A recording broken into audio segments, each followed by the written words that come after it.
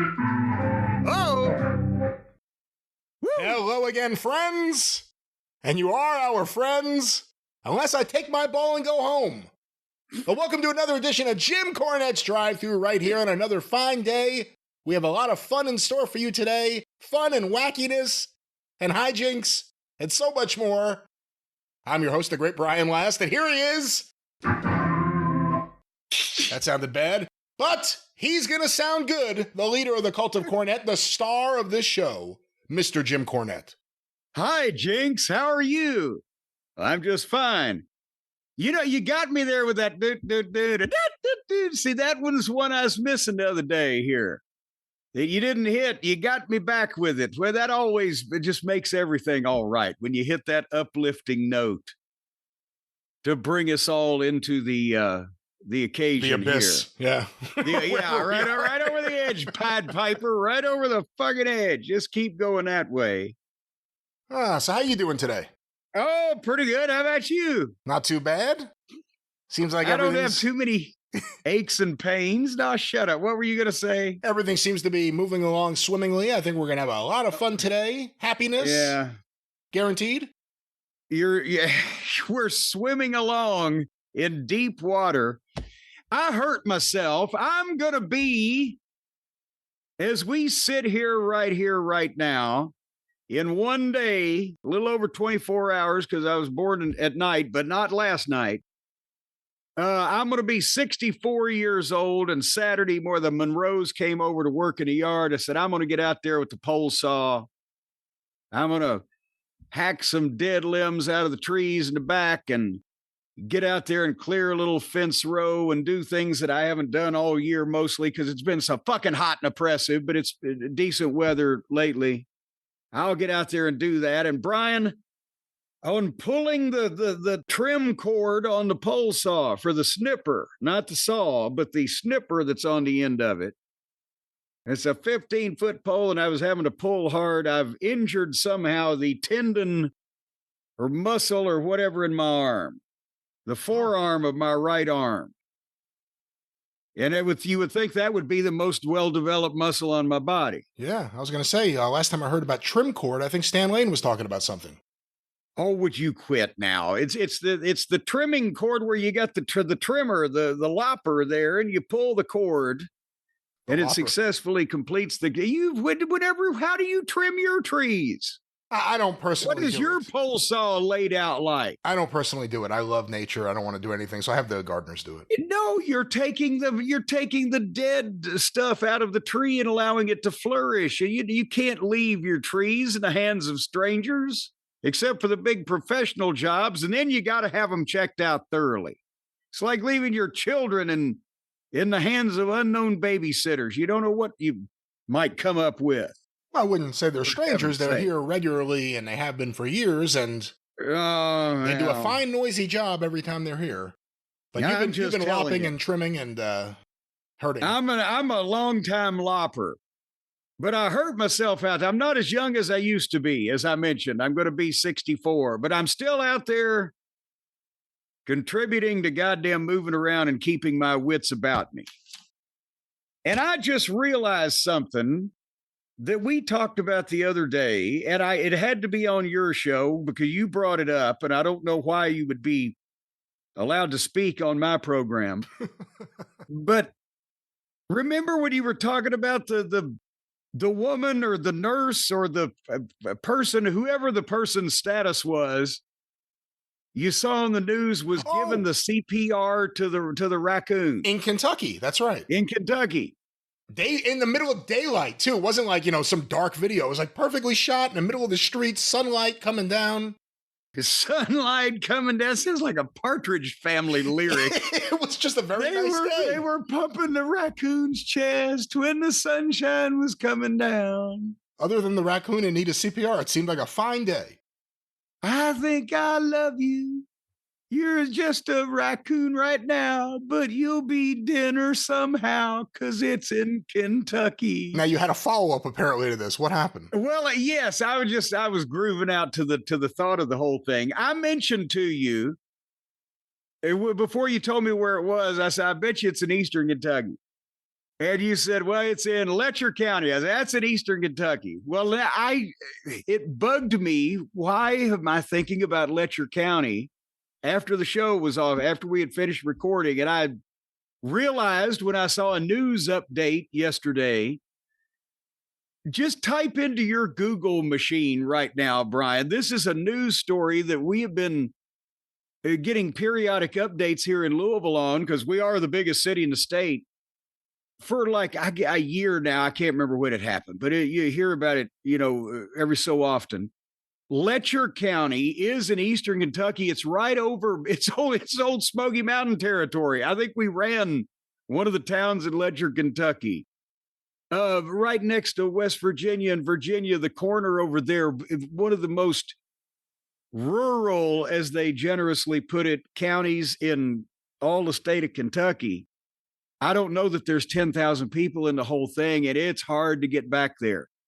But Brian, Google Letcher. It's Letcher, Letcher County, Kentucky Sheriff.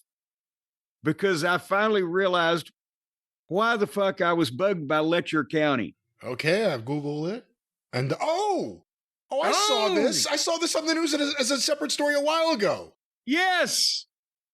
And for the benefit of the hearing impaired, now that you've deafened me, but for the benefit of people who ain't next to their Google machine and haven't heard about this, the ex-sheriff of Letcher County, Kentucky, Sean Mickey Steins. How do you get the nickname Mickey when your name is Sean?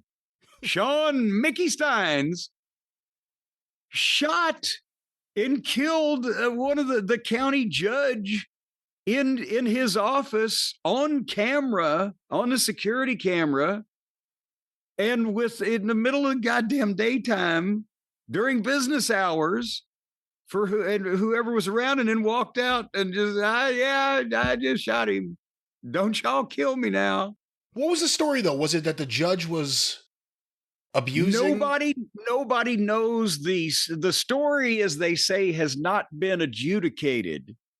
And nobody knows all the facts, but you've got a variety of stories there to choose from on the Google machine. But the early reports were that for whatever reason, the guy old Mickey, I guess, had walked in to the judge's office and started talking to him. They don't know. I guess there was no audio on this security camera, whatever.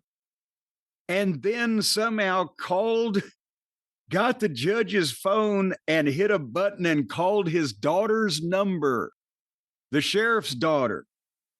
And there are rumors and rumblings, and we don't want to, again, fuck, Brian, you and I could probably chip in and buy Letcher County, so we don't care if they sue us or not. But the rumors around the county were that the judge was letting people off in exchange for favors, or young ladies around town, if they got in trouble, well, come on over to this party or do these things and it'll be fine. And in some way or another, the sheriff discovered that his daughter's number was on speed dial in the judge's phone and said, well, fuck it, and just shot him.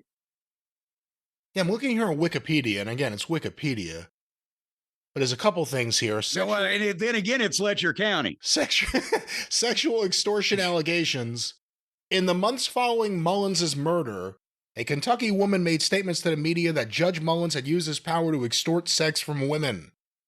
A former corrections officer said that Mullins was known to be one of the many local officials who treated the lockup, quote, like a brothel. And then in a related case, in 22, Steins was included in a civil suit by Sabrina Atkins against Deputy Sheriff Ben Fields.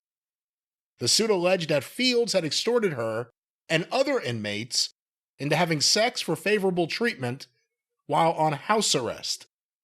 The suit stated that the abuse occurred in a restroom in the chamber of Judge Mullins. Oh, not even in the chambers, but they had to go to his bathroom? Well, that's low class, even for Letcher County. Fields was sentenced to prison in 24 for rape and sodomy of the inmate in 22, Steins was alleged with the suit to have not trained the deputy properly and to not have responded to reports appropriately, and he had given a deposition in the case 3 days before the shooting. But now hold on here, Cowboy. How do you train somebody properly? And by the way, don't commit any like goddamn felonies. Do you have to go through a training program for that, or does that just kind of have to be assumed now? Not trying to take up for the sheriff or anything. Didn't train him properly. If you're going to abuse the inmates, please do not do it in my restroom. Thank you. Don't be. Wow. So they've got judges extorting women for sex and raccoons getting bombed in the middle of the day on the street. Well, there you go. Because the raccoon was drunk, and we opined that the raccoon made it. What are you just laughing the idea? about It's the middle now? of the day. There's a drunk raccoon, and it's like not like no one treated it like, oh my god, what the fuck is happening here? It's like, oh my god, he needs help. Well, because we opined that it was a random still out in the woods that the raccoon had got into, or somebody was brewing their own, medicine. And it's not that uncommon of an occurrence. And now you see in Letcher County, they got all kinds of things going on. And there's not that many people there overall. So some of these people involved in the Mickey case may also be involved in the fucking Mickeying of the raccoon, making him drunk in the middle of the day, necessitating CPR from a fucking passerby. It's clear that someone's trying to silence that raccoon. They don't want him talking. He must know something. They poured the moonshine down his throat and then cut the brake line on the car as they sent him down the side of the mountain. Here, have another drink, Rocky. No, you're doing great. Tell us more. What the judge be up to? Rocky Raccoon was sent to his doom because he was going to tell on Judge Mickey.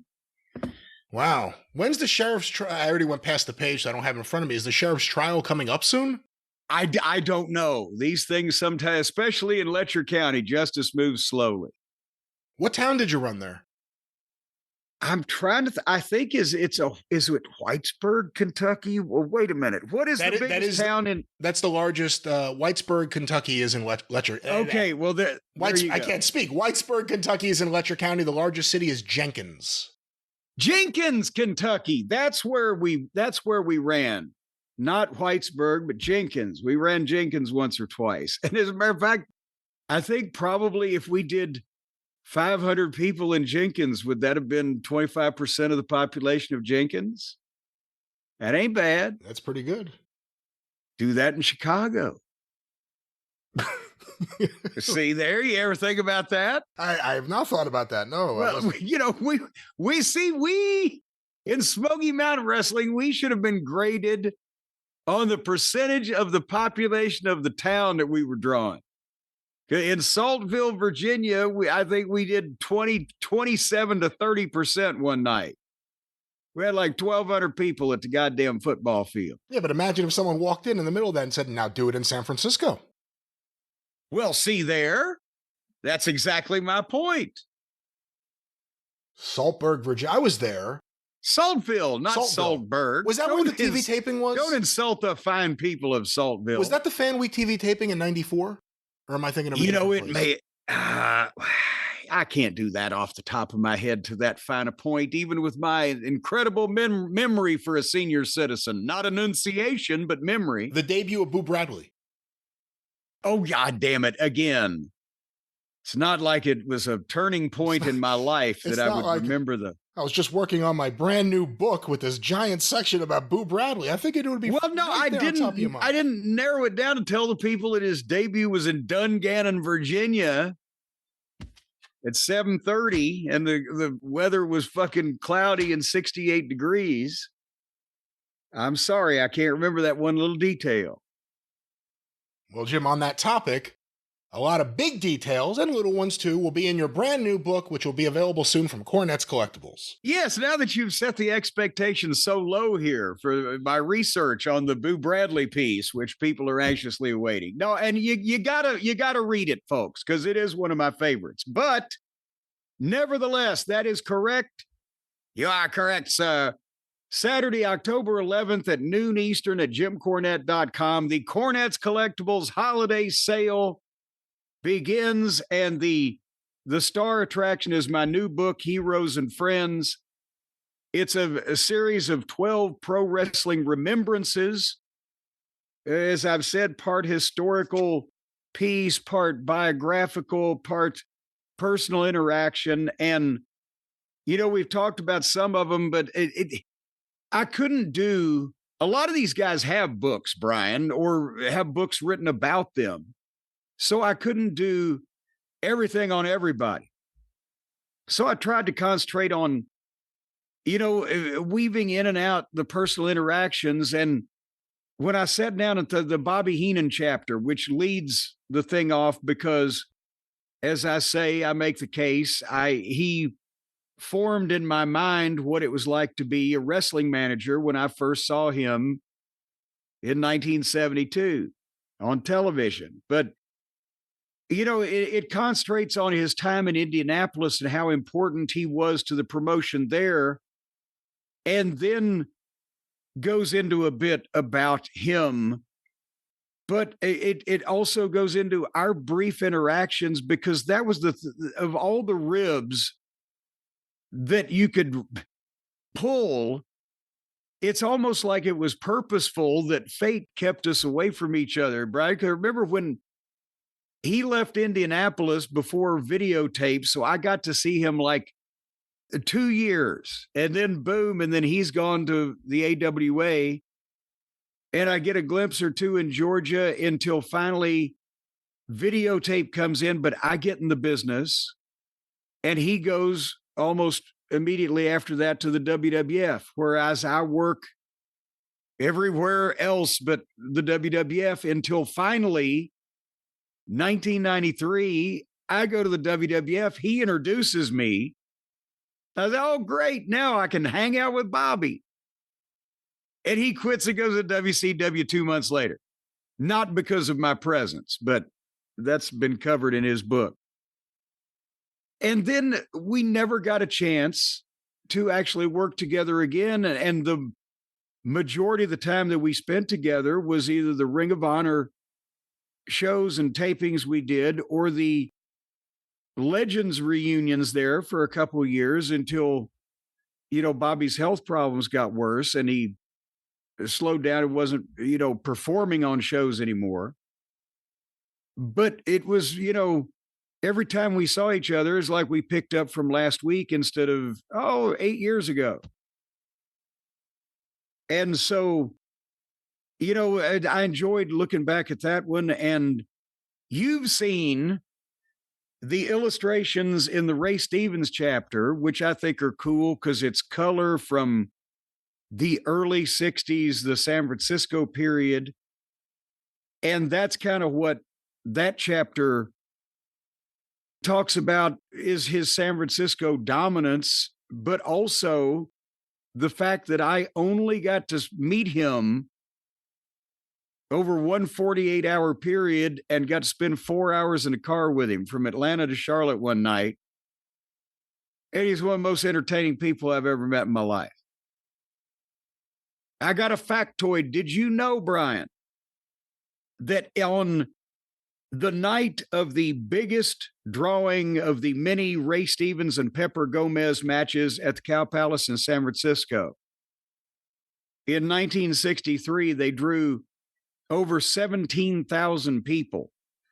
It was not only a record for attendance at any event at the Cow Palace, and the Beatles didn't break it when they came to town, but because of this, shows you how much that overall the entertainment business, sports business, whole nine yards has changed.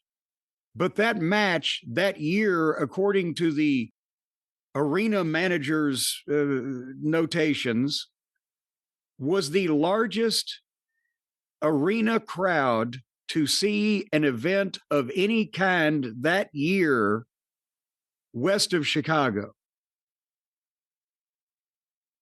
Think about for That's Ray crazy. Stevens and Pepper Gomez in the Cow Palace in San Francisco. Between Chicago and San Francisco, what were the biggest buildings being used for wrestling? Well, at that point in time, therein lies part of the issue. Is that at that time in 1963, and it wasn't just big buildings used for wrestling, it was big buildings. The modern day sports arenas had not been constructed yet. And to be honest, there were, you could count, now without doing research, let's say there was a dozen indoor facilities in the United States that could legitimately seat over 17,000, and most of them were on the East Coast. Yeah, I just looked it up because for whatever reason, it was one of the places that popped into my head. St. Paul Civic Center didn't open until 1973, and that was 16,000 capacity. See, the Cow Palace, because of that fucking floor, not only because of the seats in the building, but that giant floor area that could be used as not only as ringside floor seats as far as you wanted to fucking put them, but standing room gave it an advantage for wrestling over almost every building on the West Coast and for a while. And Reunion Arena was not open in Dallas at that point. Again, this is on the other side of the country, but still just for this equation here. What year was Rupp Arena opened? 1977, I'm going to say. I'm pretty sure. So what was, like, if everything had gone... But the reason why they were able to build that was because the University of Kentucky basketball team. Right. Because 50 years later, Lexington, I don't know, has a population of 200,000 people, but it's a 23,000 seat arena because, they just had to. That's why Jarrett was able to get a good deal on it, because who else is going to run a 23,000 seat building in Lexington, Kentucky 50 years ago? So in the early 70s or even late 60s in Tennessee and Kentucky, what were the biggest buildings? Not necessarily the biggest ones that wrestling ran in, but if wrestling wanted to upscale, where could they have run? Until the modern era of the big Yum Center downtown in Louisville, the biggest building was Freedom Hall at the fairgrounds. And for basketball, originally it wasn't this big, but I think they made renovations. Freedom Hall opened in, let's say 1957, but 16,000 and change. Wow. That was the biggest building in Kentucky. But before that, Memorial Hall in Lexington, again, because the University of Kentucky was 12,000 seats. That was the biggest building. And before that, it was the Louisville Gardens, AKA the Armory, which in those days, back in the 50s, could seat 8,000 to 9,000. In Tennessee, the Mid-South Coliseum opened in 1964, and that was the biggest building in Memphis. The Downtown Municipal Auditorium in Nashville, I can't remember when it opened, but it wasn't as big as the Coliseum. And I don't know when the University of Tennessee building in Knoxville opened. Oh, God, why have I blanked on the name of the big building? Not the Civic Coliseum, but son of a bitch, that's going to bother me now. I lived there. The big building in Knoxville, Brian, you know it as well as I do. Oh, the big one. I've never seen anything like that. Help me. I don't have my keyboard in front of me. I won't be able to continue now. The big building in Knoxville. Hold on, let me type it in. University of Tennessee basketball. Jesus Christ. The football stadium is Neyland Stadium. I have a list of tallest buildings in Knoxville. Is that what you're looking for? The Sun Sphere. No, that's the goddamn World's Fair. Stop it. All right, hold on. University. It's the, God damn it. It's exciting audio here today, ladies and gentlemen. It's exciting. I didn't know it was going to take you that long. I didn't know either. They play at the Thompson Bowling Arena. Thompson Bowling Arena. That's exactly what I said.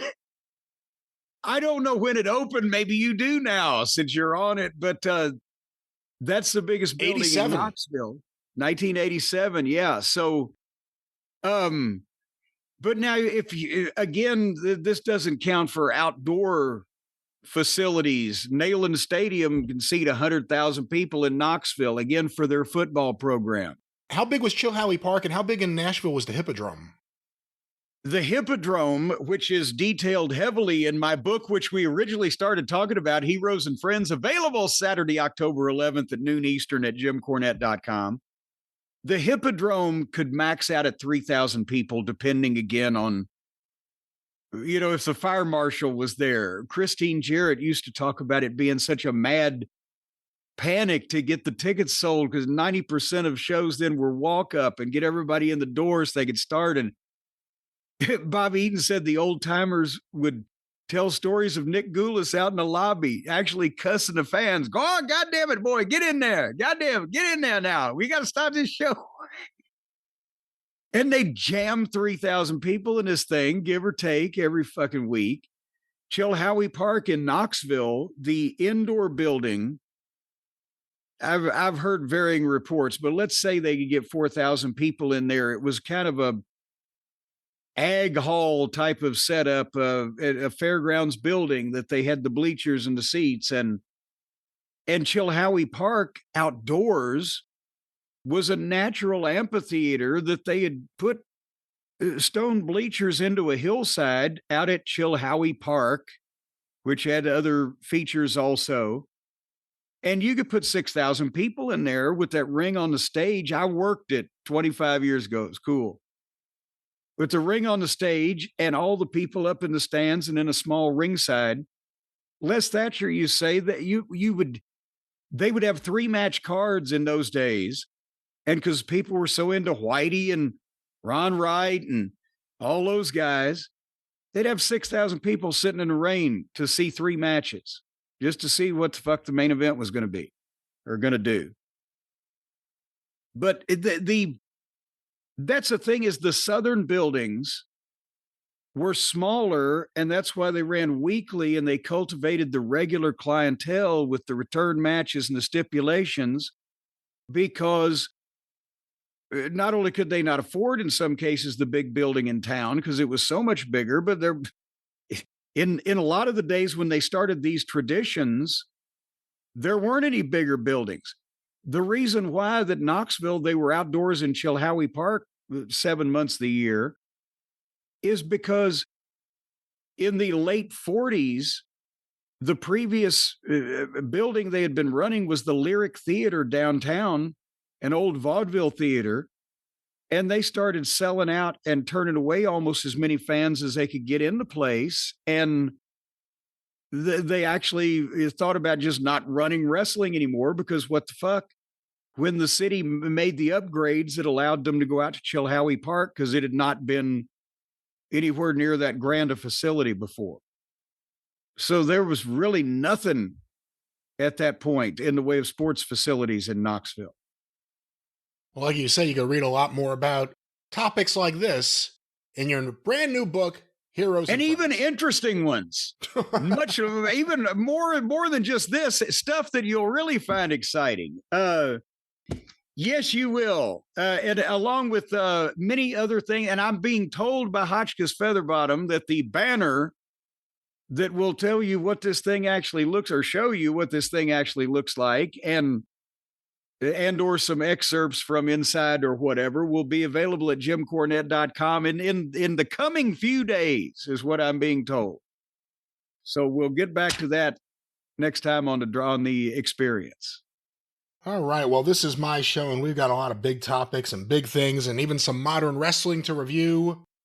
But Jim, why don't we start with something that's a bit of a follow-up from a previous episode of the Drive Thru, and talking about retro figures and specifically the plight of one toy company after we put up the video of you discussing the situation with PowerTown, apparently it triggered them to actually come out and address this. When we come out and play. I don't know if I would say they answered anyone's questions about the situation or made anything better, but they indeed appeared. See, that's the thing. You're going to blame me for this. People are like, God damn it. Why didn't you keep your mouth shut, Cornette? We wouldn't have to sit through an hour of that. No, we talked about this because I had peripheral involvement in this original concept of this thing, because I was one of the people that Greg Gagne called and along with trying to get the Midnight Express signed up, and we graciously declined because we were doing our own figures, which are, as a matter of fact, still on sale and make great Christmas gifts. But at least we've got them. They're not in China. They're in fucking Kentucky, by God. But I'd been contacted and I said what I knew about this whole thing that apparently now, 4 years later, has not gone as smoothly as most people would like, especially the people that have sent them a lot of money and haven't got the figures and haven't got a lot of definitive, concrete answers, in details, whatever. And so we did this, and then apparently they popped up and did it. And Brian, you sent me the video because I did not. I haven't had time lately to seek out, these type of things. But apparently nobody else has either, because it'd been out for 3 or 4 days. It had like 1,100 views. I don't know what platform. And that was more views than any other video on that channel has ever had. It's not necessarily a place that people go to check out content. Was it the host is that his thing or whatever? Because it was like, I mean, we're not going to show pictures of people while we're maligning them, but it was like that suddenly this guy had been left in a 1991 time capsule buried in the basement of a juvenile hall. This guy was who they chose to be on a program that he hosed, this slimy looking fellow that then was buried because he was trying to ask them questions, but he was scared shitless to try to ask them any questions that were scrolling on the screen from all of his live commenters. Where's my shit? Where's my money? Where's my figures? And it's for an hour. I don't know what the fuck I was hearing. And again, all I knew about Magnum being involved with this was I had spoken to him by the time I spoke to Greg, and he was one of the original series of figures. And he was just one of the boys at that ball. The only difference was I think he was one of the 1 or 2 that was still alive. Because he told me, he said, yeah, I'm going to make some decent money on this because the guy at High Spots pre-ordered some and he's going to pay me to sign them. I think it was just him and Stan Hansen from that first set that were alive. That's right. I didn't mean to kill Stan off. But he had nothing to do with the office. And Greg was already telling me they had 200 people signed up, 200 talents to make figures of them to represent. Now, from their own mouths here, Greg said TA said they were originally only going to do the first 6 figures. But then when they're doing like 20 or 30 figures, their business model didn't work. But before he was even in the business, Greg had told me they signed 200 people up. So Brian, try to describe what sense this video did not make, if you can. This video was amazing. You had Greg Gagne, who has like all the charisma of like a corrupt Little League umpire. Just not. You mean he's taking a bribe in Little League? He's sitting there smirking and you're just wanting any kind of answer to anything. A lot of people, and myself included, have pre-purchased these figures.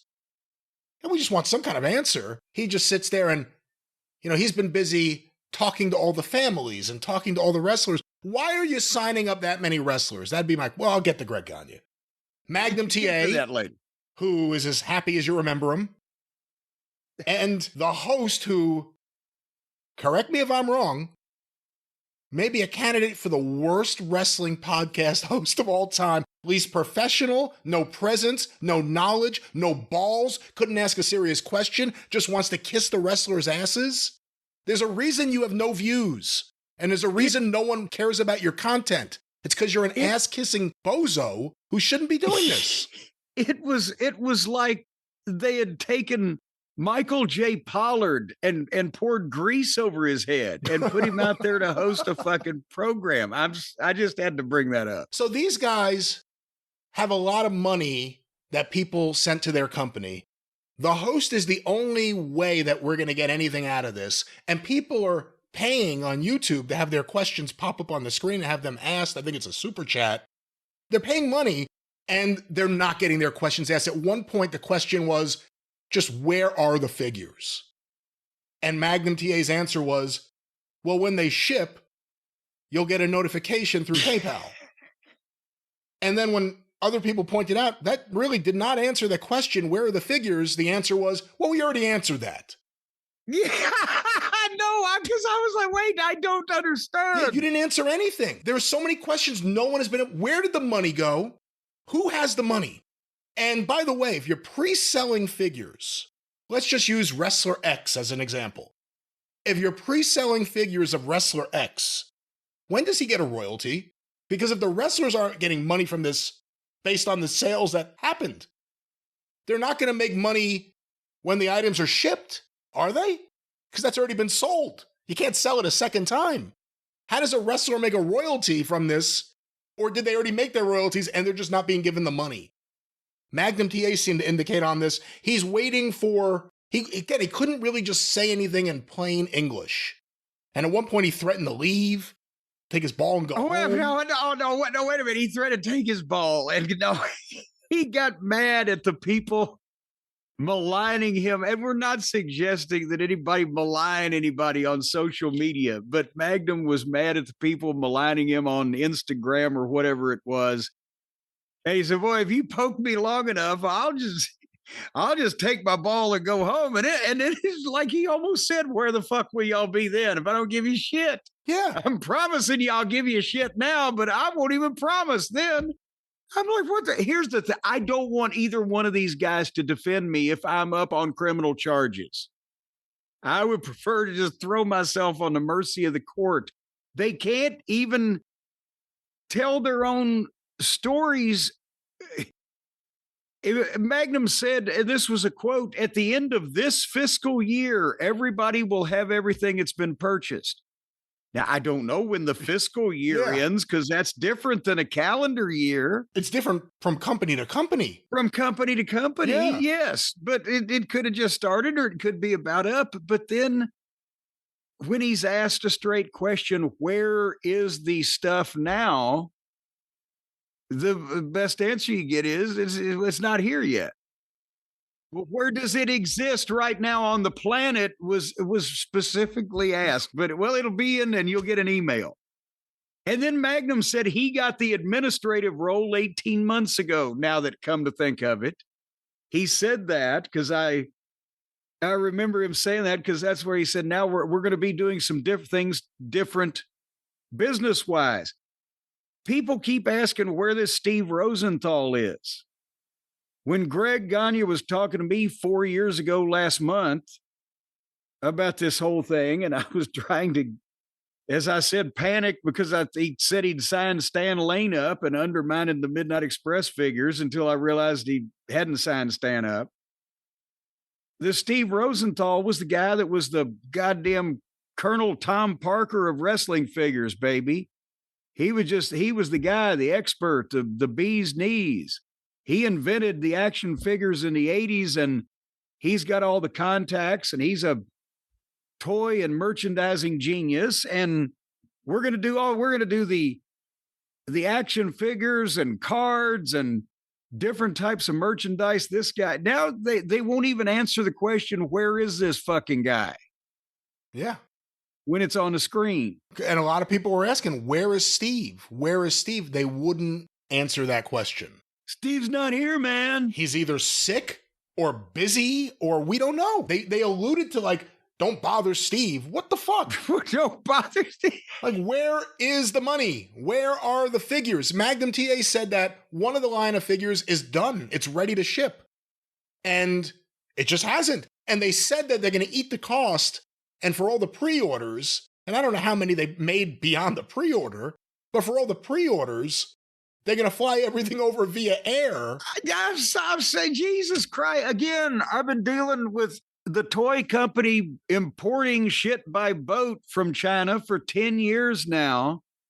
And I know how much the costs have gone up. Eat the cost of flying this shit over. If there's 18 of them, great.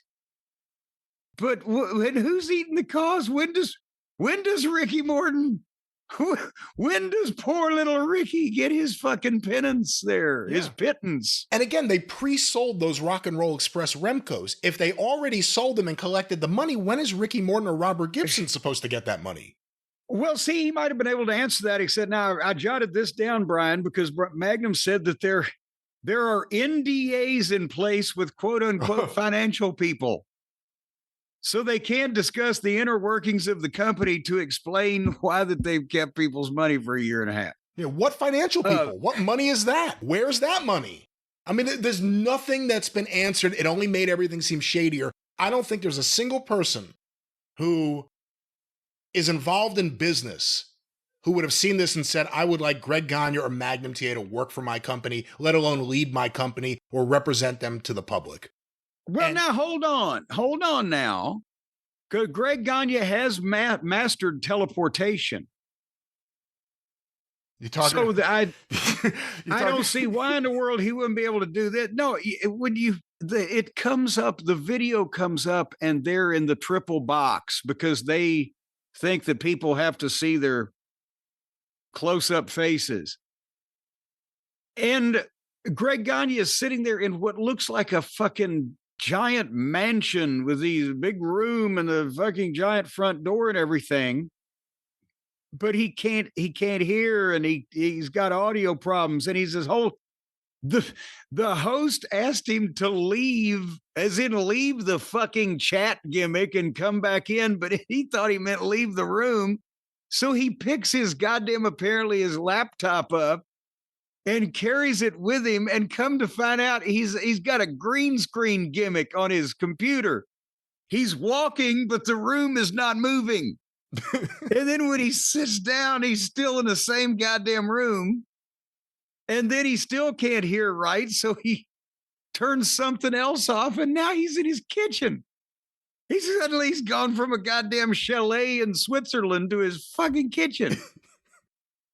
Again, this was not necessarily the most professional Magnum, well, that's the thing. Magnum, half of Magnum's answers, the audio of Neil Armstrong from the moon sounded like the goddamn vinyl pressing of Dark Side of the Moon. Next to Magnum, fuck all y'all. Everyone wants to know where the figures are. I'll tell you right now. Yeah.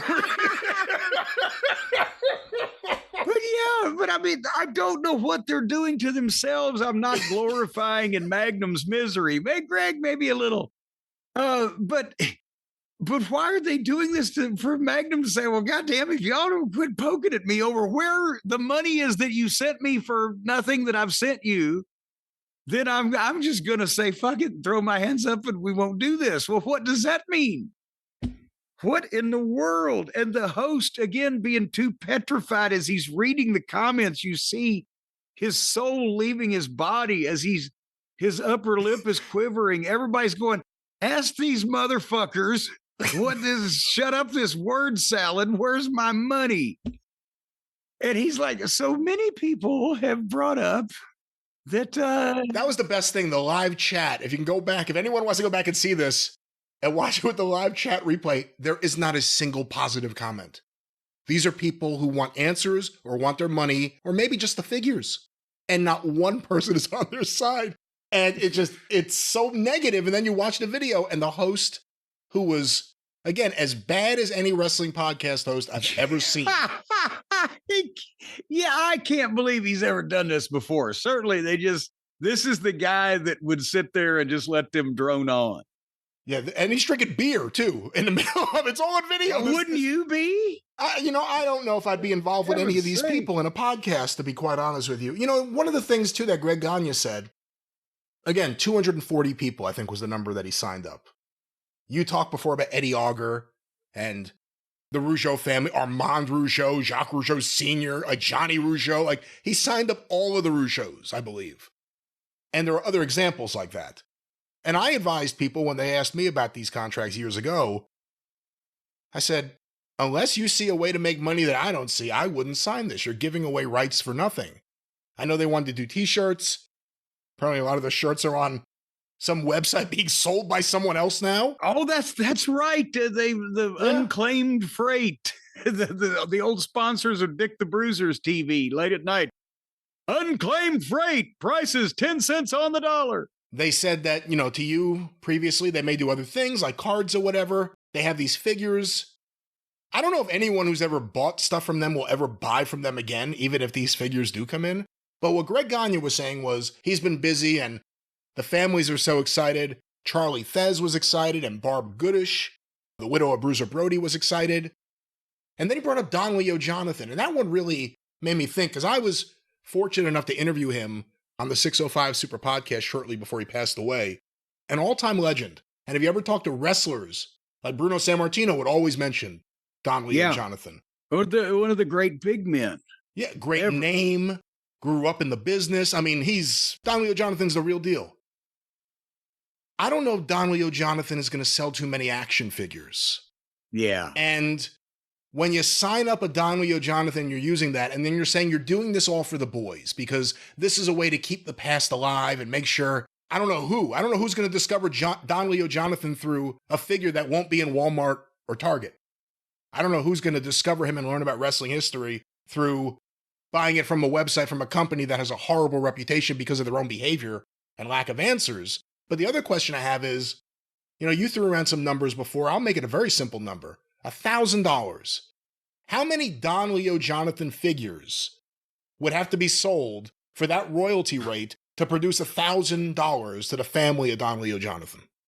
Well, now that you've asked that question off the top of my head, and you know how bad I am with math to begin with, but I figured out, again, I'll use the figure that I talked about with Stan. When Stan showed me the contract, roughly, they would have had to have sold $2 million of Fabulous Ones figures for Stan to make 50 grand. So,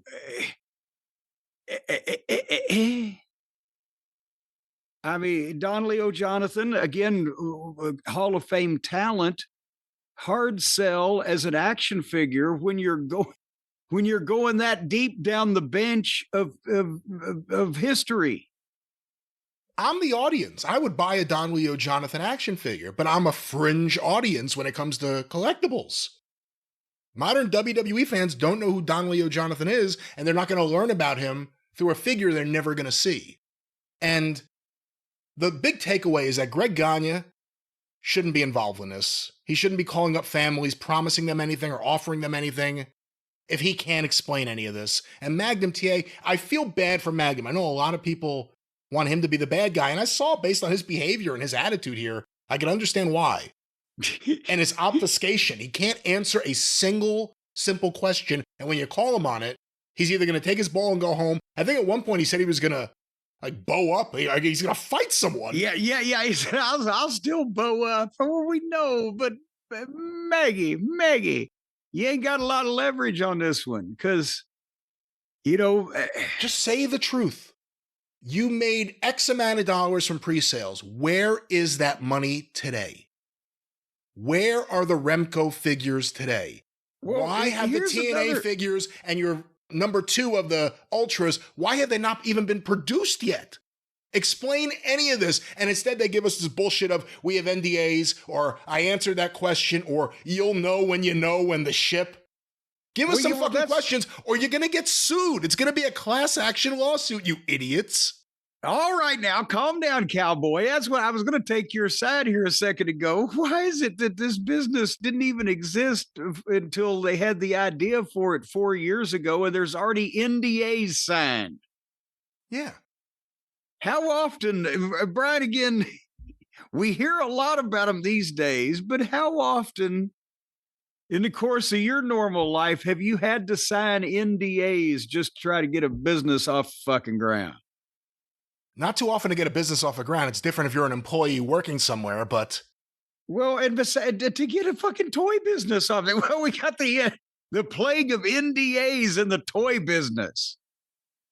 What the fuck? You know, and the other thing important to note out, we've done the retro figures segment on this show for a while. I collect these things. I collect figures outside of wrestling too. I collect a lot of weird stuff. I'm a weirdo, but I like all these things. Yes. I've received just about everything. I've pre-ordered from various companies who deal with wrestling or other toys over the last 2 years. These are things coming from China. These are things that are using the pre-order model, which I'm not a fan of. You're not a fan of. But they're using it, and it's operating, and it's working. I talk about Hastel Toys. Man, they have hit me with more of their toys in the last year than I know what to do with. They keep delivering. How come everyone else is getting their figures to the shore and distributing them except PowerTown? Everyone else is. They're the only ones who seem to be having this problem. And then they can't give you any answers. And then we're the bad guys because we ask questions. It's insane. It's an insane I kept hearing something about tariffs also, but I couldn't. I was reading comments about tariffs in the comments section, but I must have zoned out when they went down that alley. But that was a story that was prevalent. But well, it's the tariffs. The fucking tariffs started 6 months ago. Yeah, I don't think the tariff. Again, I've had other toys and other things I've ordered since the tariffs have gone into place. They've come in. I've had things I've ordered after the tariffs came into place come in. So they have a unique problem, and it seems like they don't want to say the real deal out loud. But I think they owe it to people. They owe it to people. I want to know where Steve is. Where's Steve? Where's the money? Start apologizing to people who you took money from. I mean, geez, this whole thing is such a mess. Magnum said they have unlimited warehouse space in Alabama. Yeah, yes, the reason why they have unlimited warehouse space because there's nothing in it. What does that mean? We have unlimited warehouse space. I don't care. What the fuck does that mean? Means you got a big empty fucking building. Fill the building up. Well, we'll see what happens. It's not a problem storing the oxygen. All they had to do on that thing was apologize, admit what's going on, give any sort of explanation. And this attempt to pacify their buyers, the people who've already bought product from this company, their attempts to pacify them failed miserably. People came out of that thinking more than ever before, these guys are full of shit. I don't want to do business with them. It's the worst defensive job I've ever seen in my life. So obviously, congratulations to you. You made a good decision 4 years ago. But yeah, that's the other thing. If, Ricky Morton is the example, because that's the one where him and his son have spoken up. If the Ricky Morton figures are already sold, what needs to happen for him to receive his royalty rate? It shouldn't matter when they're shipped or anything. It's sold. The money's in. That's what I don't understand. You know what? Well, they're going to go ahead and they're going to hire to straighten this whole mess out. They're going to hire the official head of Jim Crockett Promotions merchandising section that took care of their Rock and Roll Express fan club in 1987. Crockett took in fucking 7 figures. They got like 21 grand a piece. Here's the other question people have to ask. What if everything had gone right? If there weren't any of these issues, if everything had gone right and all the figures had arrived and figures are regularly going out to people, why did they sign so many people? What's the true intention of, we don't have a company, we intend to start a company, What we need to do right now, Greg, if you can handle this, is sign up every single person you know. Get them all in here. And then once we have all these contracts, we have something we can go to investors with and say, hey, look, all these wrestlers signed these royalty deals where they're going to get barely anything, but we'll be okay. Like, what if this had all worked out? What would have happened? See, that was the thing that when he's saying, well, I've already signed so many people. And in my head, obviously, I'm not going to argue with him down to the bone because it would have taken much longer to hear this.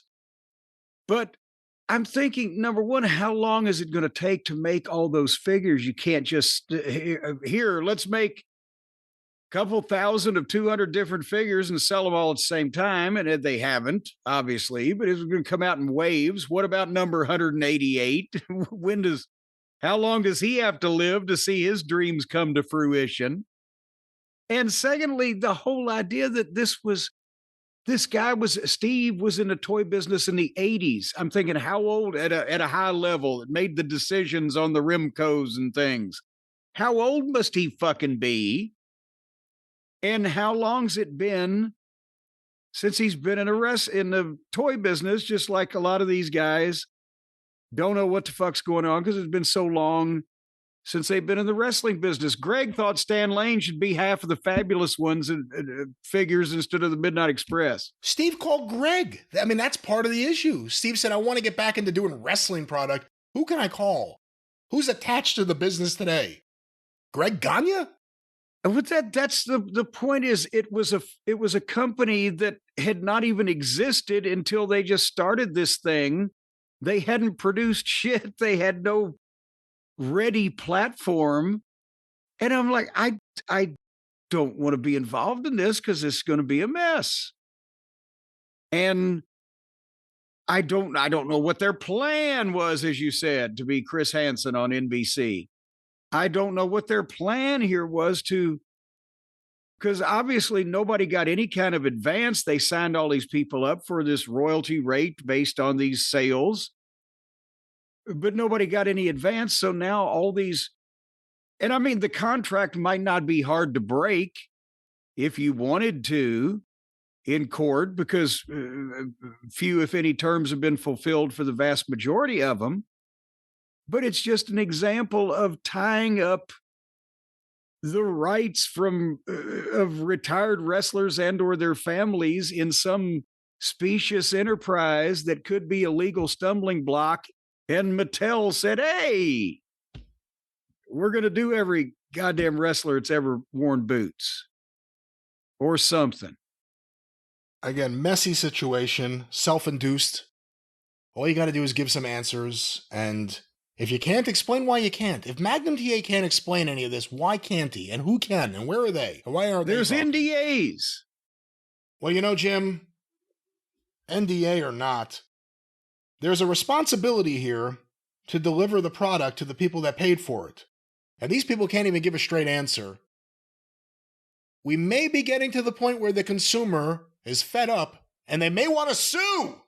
Oh, I didn't know which way you were going. I thought we were going to have to sleep on it first. But I'll tell you what, ladies and gentlemen, if you want to get together in a class action suit, either small or large, if you want somebody with high class to take somebody down that's got low class and turn them into a motherfucker that's got no class, this is the man to call. Call Stephen P. News.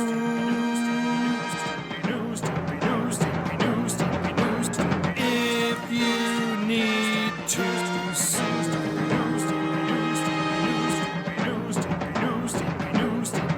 An outlaw mud show or two. Filter the rest. Yes, ladies and gentlemen, Stephen P. New at newlawoffice.com, 877-50-STEVE can give you the beat. And march. No, that's not as intimidating. Hey. He's going to march you right into that courtroom and he's going to throw you on the mercy. No, you're going to be on the good side there. He's going to be in front of you. He's going to be a swinging and a whomping and a stomping and a romping all over your opponent in court if you've been wronged in some way, damaged, terminated, if wrongfully. Has he done wrongful insemination yet? I'm telling you, if there's a way, he'll find it.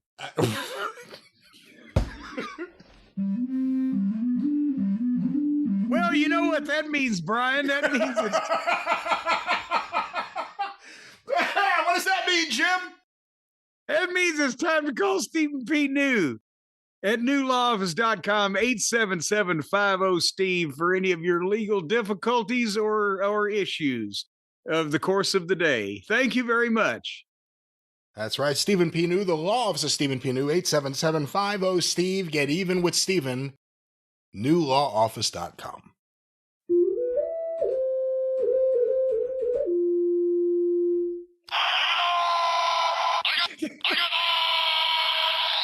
All right, obviously the show continues. Oh, it doesn't want to stop. The show continues. Tiger Don. It's definitely not arigato. For everyone who thought that, you're dead wrong. But Jim, we're back here on the show, and but I'd like from now on to call me Mickey. Well, listen here. And I'm good. I'm going to take that nickname. Call me, even though my name is Jim, it has nothing to do with Mickey. Just call me Mickey, like old Sean. Well, I do want to mention something here before we move on. A new book has arrived here at Last Manor. I want to thank Sheldon Goldberg for sending it over. His new book, The Family Business. We've mentioned some of his other books in the past. Wrestling fiction from someone who knows wrestling history, former publisher of Matt Marketplace. Check it out. It's on Amazon. His his previous book, he's no longer associated with these. No, his previous books, A Mad Dog's Tale and various other ones are also available. They were separated in court.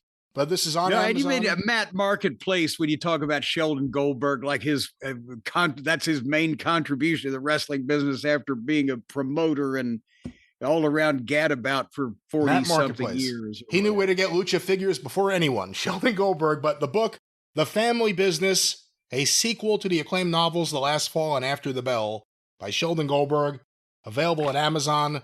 Let him know you heard about it here. You know, I always thought that he lived on a beach. Why? That when I was a kid, because I mean, Shelley and I are around the same age, and I've purchased some valuable items that are in my vault from Sheldon Goldberg in the past. Preserve history, something that, you know, the kids don't take enough time to do these days. But for heaven's sake, Jamaica Plain, I was like, wow, he must live in the coconut trees and the hoochie coochie dancers. And I found out it was in Massachusetts, and they just lied. Once again, a very nice guy. I appreciate anyone who puts their face on their letterhead. That's my kind of man. Thank you, Sheldon. Jim? He's proud of that face. We're going to somehow get away from this and move on. I promise it will happen. Anytime now. Andrade. Uh-huh. Formerly Andrade El Idolo. Speaking of promising to move along. Well, formerly Andrade El Idolo. They've sort of extorted that promise out of him. Look, you got to promise us you're going to leave. Andrade had been La Sombra in CMLL, joined the WWE, was in NXT with Zelina Vega as his manager, became Andrade. He had a first name at one point, didn't he? I don't know, but he was even more somber. Well, then later on, he went to AEW, and that was sort of where everything went completely sideways. It was a weird run, which was like kind of start and stop, promos that you couldn't understand. It was a weird run. And then he was a weird run. He was told, do not punch Sammy Guevara or you will be fired. And then he punched out Sammy Guevara and wasn't fired. No, he wasn't fired. No, he wasn't fired. They sent him home to disappear. That's what it was. He stayed on the payroll for another couple of years after that punch. But he returned to WWE after Triple H took over. And with all the commitments and future projects in Mexico with AAA, and the way they've really gotten so many Latinos on their television show, he somehow got lost in the shuffle, and he was in the background, and you wondered what was going on with him if you wondered about him at all. And now we find out he was asked to leave. Any thoughts on this? Well, I was one of the category who didn't wonder about him at all, because when I heard he was fired, that's when I remembered that he was still there. But The problem now is he the first guy that's gone through both companies? And they pretty much said, we're good. No, Gallows and Anderson. Well, but they're gainfully employed, I guess, with TNA, aren't they? Oh, are they? I don't know. I don't watch that. I thought they were there with them. Maybe they're not now. Possibly they're just floating aimlessly in a sea of obscurity, clinging to whatever life raft can float their way. But nevertheless, the pool is small of people who have been through both the big companies, and both of them have said, we want you to leave. Tony's was just a little bit different in that he continued to pay the guy, but he didn't want him around for a long time. But that's the weird thing. He would come back around and he would reappear on the show. I mean, again, everyone, even people that are in good graces with Tony, seem to disappear off that show randomly at different points. But he was there. I think he may have, as crazy as this sounds, he may have left under good terms. Him and Tony may be cool. Oh, good heavens. But we don't know what Tony thinks. Should Tony consider bringing back Andrade? I don't know if Tony does think. But now, let's go back to the previous thing. Basically, they're not releasing the exact reason for the termination, whatever. People have floated wellness policy violation. I guess that's, possible. He doesn't look like a red flag. Well, that's out there, but I guess what they're saying is that the rumors, when I say they, that it's a disciplinary issue, not due to drugs or alcohol. Well, that's what I was going to say also, is that was one story that was floating, but then also it was something disciplinary. Well, what did he fucking do? I don't know. So, I mean, he's one of those guys I never got, because he can't speak. When they brought him back, remember we saw the first few matches or first few promos when he first came back where they were producing him. We made the comment, they had him slow down. They had him stick to shit that he could halfway pronounce. I'm still up in the air as to whether he's a fireball promo in Spanish and his accent is just so thick you can't get it in English, or is he a guy that can't talk at all? But I didn't get what made him stand out in any particular field that he's been in. He didn't stink, but he wasn't all that great. With as many guys as Tony's got, do you think now talk about how it looks bad if Tony takes the ex-WWF stars. What about if Tony takes the guys that the WWF just fired and said, we don't want you anymore? And again, we've come a long way from the way Tully Blanchard got screwed over in '89, but it's a disciplinary issue that's not public.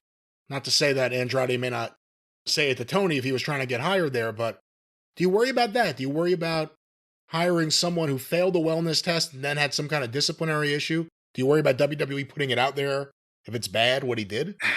Well, again, if it was a wellness test violation, and I think somebody said that might be his second. Somebody again said it might be his second, but still, unless it was like you were goddamn comatose in the shower, I think they would probably handle it a little bit differently than just you're done.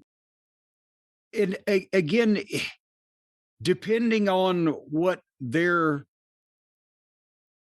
motivations were, as far as did they find something that was normally not a fireable offense, but boy, we got buyer's remorse on this guy. Or did he do something that was bad enough they just say, you know what, fuck it, but they've managed to keep it quiet? I don't know.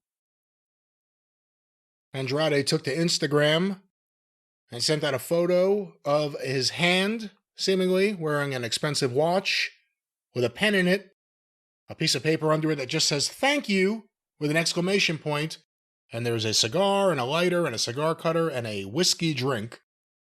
A very posed shot, but obviously just to show his gratitude. What the fuck is going on here? Do you think there could be any issue if not this in the future with guys because of their lucha libre, what's the word I'm looking for? Because of who they're loyal to in Mexico. If you're a CMLL guy or from a CMLL family and WWE wants you to start doing stuff against them with AAA, do you think that could create problems? Well, probably hurt feelings, but problems depends on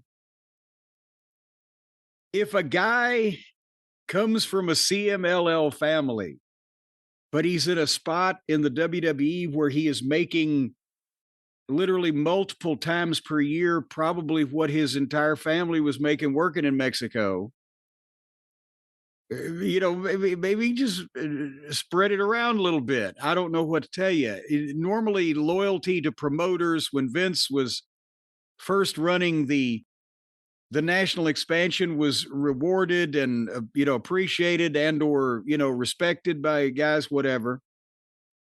But now, does this poor schmuck, whoever this poor schmuck A or poor schmuck B or any poor schmuck in that position, does he give up a job where the middle card and underneath guys are making several $100,000 a year to, take up for the family tradition when if a member of his family is working for CMLL, he may be making a tenth of that in American funds. If that, I don't know what the pay scale and the transfer rate is like these days, but you know what I'm saying.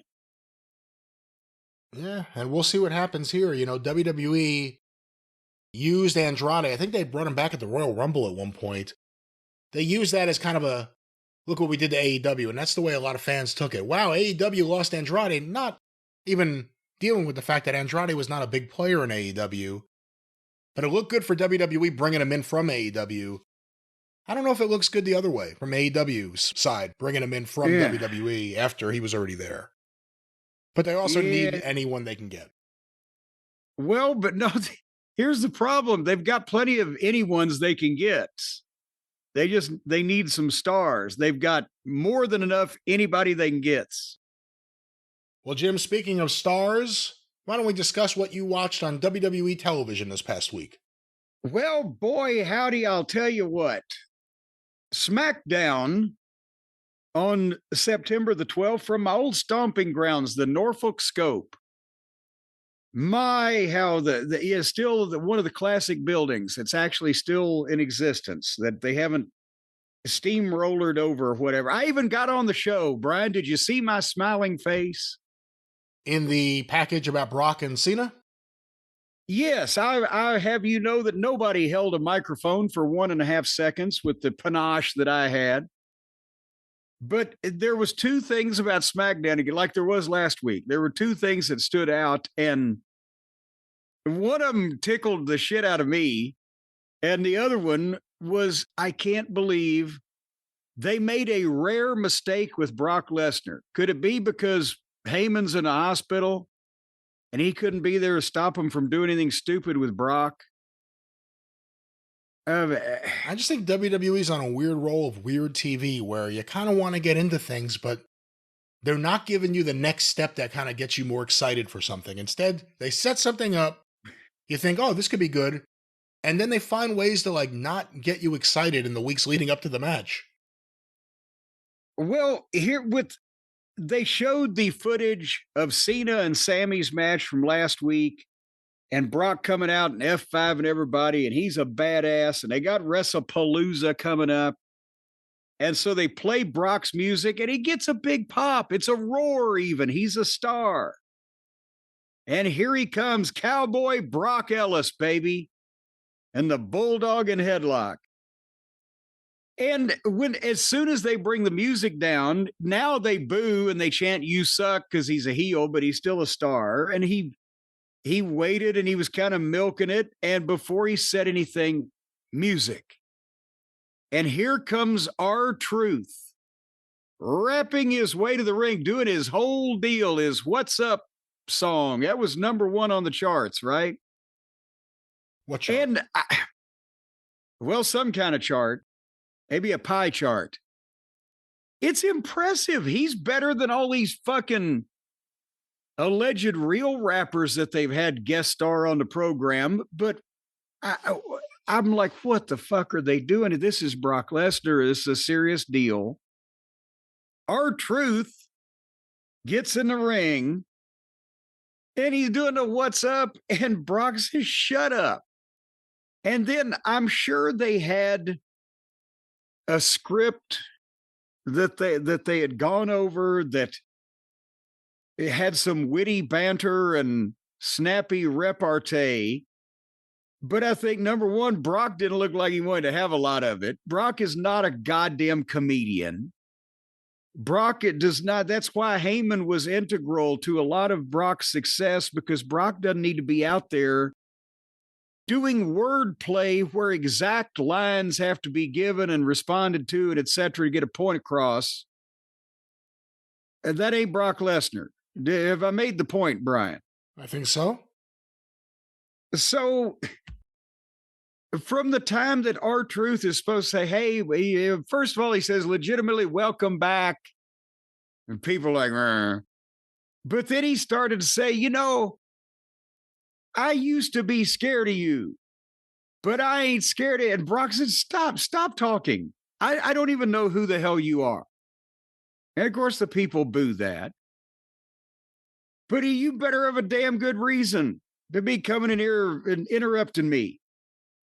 And R-Truth's deal is, well, you've been disrespecting my childhood hero and my older brother, John Cena, for 25 years now. And Brock has to, well, how old are you? And what is your name? They've got Brock fucking Lesnar playing Bud Abbott for R-Truth's Lou Costello here, feeding him the fucking straight lines. And it is minorly amusing to see Brock look at him again like, how old do you think you are? But you don't need to get silliness on Brock, and he's not good at it. And the fans would chant R-Truth, but Brock would shut that down. But he kept going back to, I'm looking for John Cena. Do you know where John Cena is? No. Then why are you in my ring? Well, I've got to defend John Cena because I'm Ron Cena.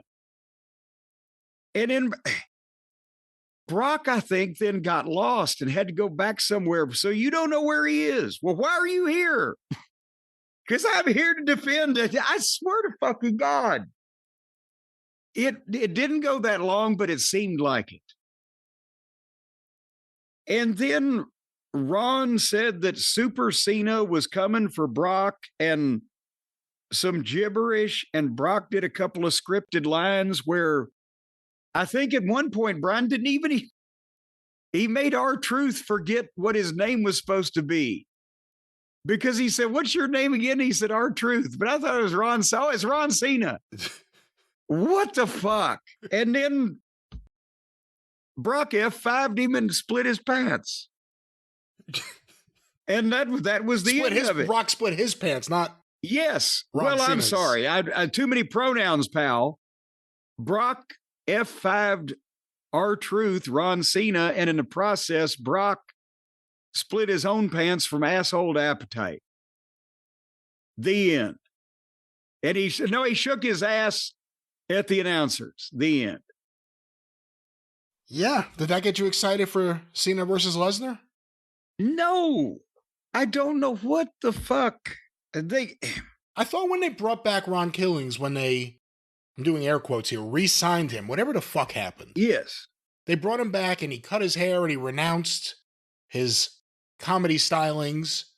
Said, I'm not R-Truth, I'm Ron Killings. What did that last, 2 weeks? I was about to say, got a big pop. We're like, hey, boy, this looks like it's going to be, have we seen him since? He just reverted back to everything he was before that point. Yes. And this was the usage of Brock Lesnar here. Hopefully he's not getting paid per date. Oh, I guarantee you he's getting paid per date. He's getting paid for every time he takes a shit in the fucking arena bathroom. He's also paying someone to film that and send it to him. Hey, goddammit. Oh, no, I'm sorry. That was urine, not shit. Well, this one's mine, but that one's urine. But I'll tell you, they did a nice history package, as I mentioned before, they do great packages, and they've got all that footage, not only the OVW stuff, but just all the backstage stuff they've compiled for a year. They must have 2.5 million fucking pieces of video. Just way too much. But it occurred to me watching this because they told the story. Brock, 2 years in, can't handle the travel, snaps, got to get out of here. Cena steps up, says, I want to be the guy. If only somebody could have told him that was the way it was going to be in 2004 or back in 2000. Oh, well. Anyway, the main event of SmackDown, Brian, was Drew McIntyre versus Randy Orton. And it was a normal match that it was very professional. Both these guys look great. They know what they're doing. They know how to work. They're over as stars. The people were into it. But I had one observation at the start I was really going to go off on. But then by the time I saw the finish, I was so fucking tickled. And you didn't really catch this. And truthfully, now that I think about it, unless you knew what to look for and you happen to be paying real close attention, I don't know that you would have seen it. But if anybody wants to go back at it, there was about 2.5 minutes at the end of this thing where Randy Orton, I think, wanted to just kick the shit out of Drew McIntyre. He was pissed the fuck off. And let's put it this way, he hit it better than the old Randy would have. But they started the match, the entrances, Drew McIntyre's entrance started like before 9:30 Eastern. And they rang the bell at like 9:45. It took 17 minutes to get him in the ring between part entrance and break and then backstage clip and plug and da-da-da-da. Then they ring the bell. They go 1 minute to the break. So in like a 20-minute period, you saw 1 minute of fucking match. But when they came back, it was a good match. Orton sells his leg, believably, almost got me because he was, at one point he had tweaked it, but then he came back from it, but then he did a knee drop and sold the left knee again so he could sell it. And they worked a figure four and all this other shit. Is classic old wrestling. And then, did you see the spot where, and I've seen the younger generation do this, right? The modern wrestlers. I've seen this happen before, not many times, but I knew what he was trying to do. Drew McIntyre is working the leg. Randy's selling the leg. So McIntyre picks Randy Orton up and gives him a body slam where he puts him down where his leg hits the ropes. Did you see that spot? I did not. Well, because it didn't really look like anything major to you, but goddamn, Randy was trained in OVW. One of the main trainers in OVW at the time was Rip Rogers. I can tell you this from being around the guys from the business in those days. If you slammed a son of a bitch where his legs were caught in the ropes and he couldn't take a bump properly on the slam, which includes getting his feet under him, then that was about a goddamn ass whipping about to happen. That was the most unprofessional thing you could do, is fucking slam a guy or backdrop a guy or suplex a guy or whatever, where his feet landed in the ropes and he was not in full control of his fucking bump. And as soon as that happened, Randy he rolls out on the floor and he walks halfway down the entranceway and he starts leaning on the fucking railing like he's selling, right? But it looked kind of like Drew's like, well, where the fuck's he gone? So Drew's in the middle of the heat. So he comes down there and he fucking walks up to Randy and Randy makes token resistance. He's not going to blow a comeback on him there. But Drew punches him and Randy just does the thing where he turns around and he just starts walking back toward the ring. And he punched him again and Randy just keeps walking back toward the ring. And as Orton gets up to the front row there, right as they're going past the railing, he looks at a kid in the front row and he gives him the fucking hands out like, I don't know what the fuck he's doing. Goddamn deal. And then they roll back in the ring, and as soon as McIntyre stands up, Orton says, fuck this, and poked him in the eye and started his comeback. That was entirely not the goddamn way that they had worked out that Drew was going to fucking do whatever, and then Orton was going to start his comeback, right? And then he gave him the old comeback where he just grabbed Drew's head and ran him into the top turnbuckles like 6 or 7 times in a row around the ring each one. But then they go back and do the back and forth and all the other stuff they're going to do, and the claymores and the finishes, and or not but the false finishes and the big moves and everything for the next couple minutes. But then if he's still fucking pissed about it because Orton goes after him and gives Drew the draping DDT, you know, the thing he does on the ropes, right? Boom. And as he's getting up, some way or another, he's busted his head slightly in this last little sequence, but the floor camera's right on him. And you can hear him because I turned it up to make sure the second time. He said, 25 goddamn years and nobody's ever slammed me in the goddamn ropes. He was still pissed about it. Oh. And so but yeah, it just, they're going along. He's selling his ass off the match. And all of a sudden, Drew slammed him in the ropes. He rolls out. He says, fuck it. Should I be the old Randy? I'm trying to cool off here. Drew comes and gets him, punches him. He's like, fuck it. He walks back in, pokes him in the eye, and makes his comeback. Fucking hell. So then, after he said 25 goddamn years and nobody's ever slammed me in the goddamn ropes, he milked going for the punt, but the referee stopped him because, you know, goddamn, this is only a fucking promotion where they have the Elimination Chamber and Hell in a Cell. You can't kick a guy in the fucking head.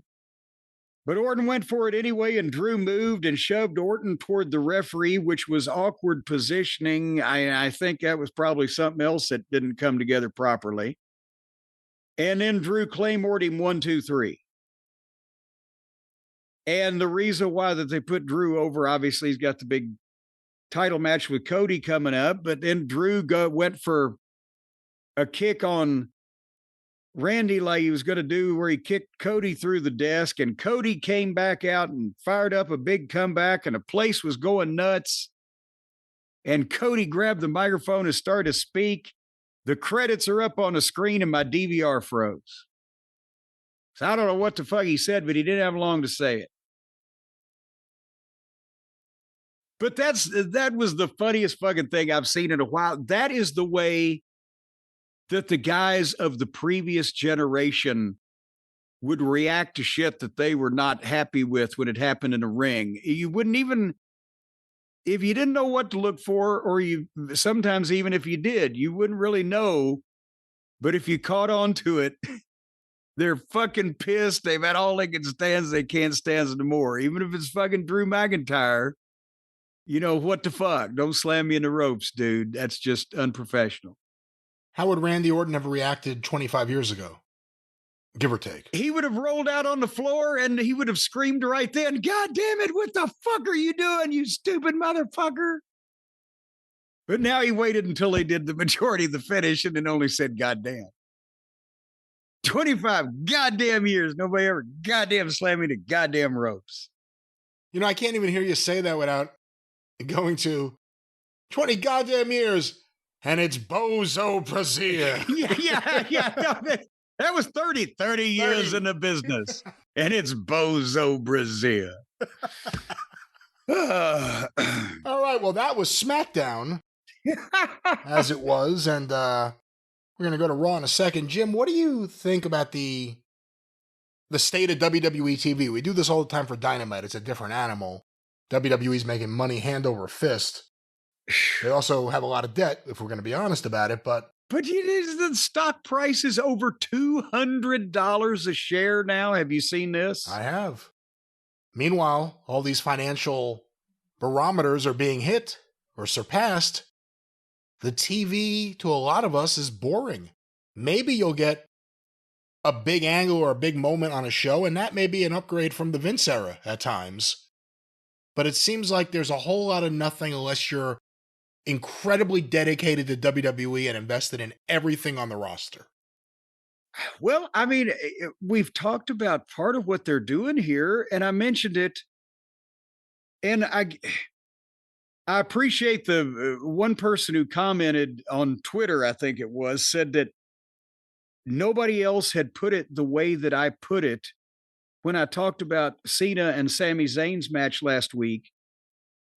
With what kind of pressure do you think is on Cena when he's going to headline shows? The next 6 shows that he headlines are going to gross tens of millions of dollars for the WWE. And what kind of pressure is on Sami Zayn or anybody that's working with him when you're working with the guy that's going to draw these tens of millions of dollars and you're picking him up? You got to make sure you put him down right. Well, it's gotten to the point now where the top stars in the WWE are worth so much money that whether they want to go out and work or not, and whether, regardless of what they want to do, the WWE's getting by with sending the stars out to talk for 20 minutes and do a flurry of physical activity. And then the middle card folks and the young folks that we're building, they can go out there and have these matches where if they get hurt, well, geez, that's a shame, but it ain't going to affect the gross, which is pretty goddamn gross. So I think that's another reason why they're not doing anything they don't have to do until they see a disturbing trend downward in viewership of anything. They're not going to shoot more angles and hot shot when they're already goddamn making more money than most small and mid-level Latin American countries gross in a fucking year. But they don't want their top guys hurt. And that's why they're very seldom in action and a lot of talking. So they're just giving us the bare minimum that they think that the fans need to keep them hooked. And they're having the top guys do the bare minimum physical damage to their bodies, which you can't argue with. But another reason why wrestling was better in the territory days, maybe not for each individual in it, but for the fans watching it, is you had to work your fucking ass off and not be dangerous and stupid, but be exciting. And it was goddamn physical, and people are out jumping up and down. And every minute, house show was 2 hours in and out. TV, every minute was precious. Keep the fucking pace up.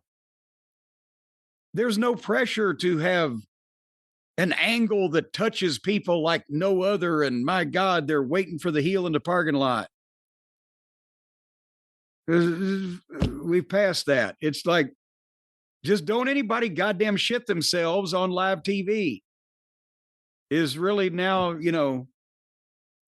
is anybody going to lose money if the house is down? Depends where the house is, I guess.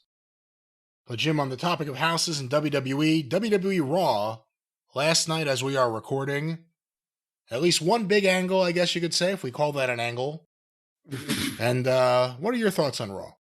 Well, again, they were in Springfield, Massachusetts, by the way, not John Cena's hometown, but home state, so close enough. And I assume that's the old building they used to have there in Springfield. It looked like it. They had no stage, small aisle, full house, people just jammed in. And I did wonder, Brian, how did we ever do TV shows without drones? Back in the day, how did we do a show without a drone? Back then, the drones were the announcers. We would just drone on. I remember we had to call Chamber of Commerce in Knoxville to get an aerial shot of fucking Knoxville for our Night of Legends fucking build. But maybe that's why the shows didn't last 3 hours though, because we didn't have the drone footage. But they brought out Cena it was a 20-minute interview. And it was the best 20 minutes pretty much of the program. And again, I can't believe they wasted all that time making him a heel. He got a big pop. He got the Cena chance. He speaks to the people. He's an incredible speaker. His history in Springfield, his old football teammates were there. And, he got into Brock Lesnar and their rivalry. And when they started chanting, "Fuck you, Lesnar," he shut it down by saying, "Netflix, they're saying talk to Lesnar. And that's what I'm about to do." Because that way it wouldn't fuck up the audio when they were trying to, when he's trying to do a promo. So he was so smart. He had him and they changed it to whoop his ass, whoop his ass. Why do they have those issues on Netflix? I understand it on broadcast or even basic cable. But why would they have those issues where they have to bleep the audience on Netflix? I don't know. And I don't know why the TBS has quit trying, while at the same time, USA and Netflix are still doing it. And even if it's USA because of it's still cable and, whatever, Netflix shows a variety of shows at all day parts that contain the word fuck, don't they? Oh, yeah. Nevertheless, we'll never know until somebody tells us. But Cena did a great babyface promo. And he starts them slow and he takes them on the ride. And then finally he fires up and he gives them the big one and the hustle and loyalty and respect. And the fans were with it every bit of the way. And am I afraid of Brock? Yes. Can I fail? Yes. But will I give up? Hell no. And a big plug for Saturday. You want some? Come get some. Masterful babyface promo. But I'm just wondering if the people in Springfield might have thought they were going to get more out of the last time they ever see Cena than him come out and talk to him 15 minutes. And that was it. And now he's gone. Blame Springfield. They should have paid more money to WWE for more of the show than they were getting. What do you think now when they get the next big crowd in? Are they going to, before they start the show, looky here.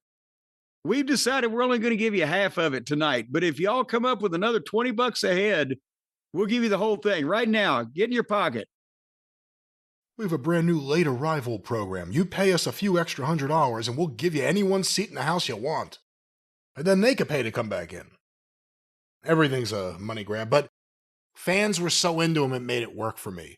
It would have been maybe a little cheesy or something at times, but those fans, his hometown fans, were as into him as any fan base we've seen for the last year, I think.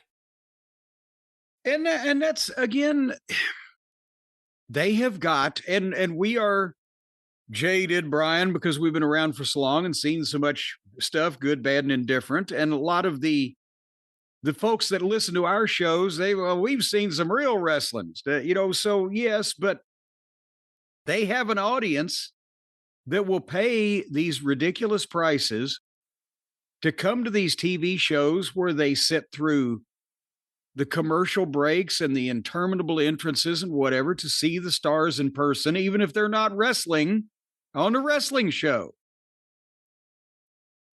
And they don't, I mean, we That's didn't what used it to have is. the, It's like an old charity show. Come have a night with the stars. We'll be in town. Doesn't say they're going to do anything. They're not going to be in a movie that night. And that's the thing is that we didn't always have the Undertaker or Steve Austin or whatever on Raw when we wrote Raw, but we had dark matches where you could advertise to the people, yes, Steve Austin will be wrestling so-and-so. Now they don't even do that. They just come see the stars. So what do you think of this last week leading into the pay-per-view WrestlePalooza? The build for Cena versus Brock. Brock had a confrontation with Ron Cena, and Cena did this promo. What do you think? It would, the promo by Cena was fine in a vacuum when you're and really again it's the last match ever between Cena and Brock, so they know it's made anyway. Why overextend yourself? Do anything that's unnecessary? But instead of Brock playing with Ron Cena, I would have rather he just took 3 minutes and told us something about why he did what he did when he did it and what he's going to do on Saturday. I decided I had enough. I had all I could stand. I can't stand no more because you said or did this, Cena, and I'm going to be remembered as the all-time greatest, so I came out here and dropped you on your head. Any motivation that he had or what his purpose is on Saturday besides having the last match ever he's going to have with, you see what I'm saying? There's no fill in the blank as far as why Brock returned past he's going to beat up Cena and why he returned at that particular moment past they gave him a new contract and a bunch of money. They've missed the story. They're telling the story. They've been a rivalry for 25 years. What instigated the final chapter? Do you think we see The Rock and Cena together on WWE TV before Cena's retirement?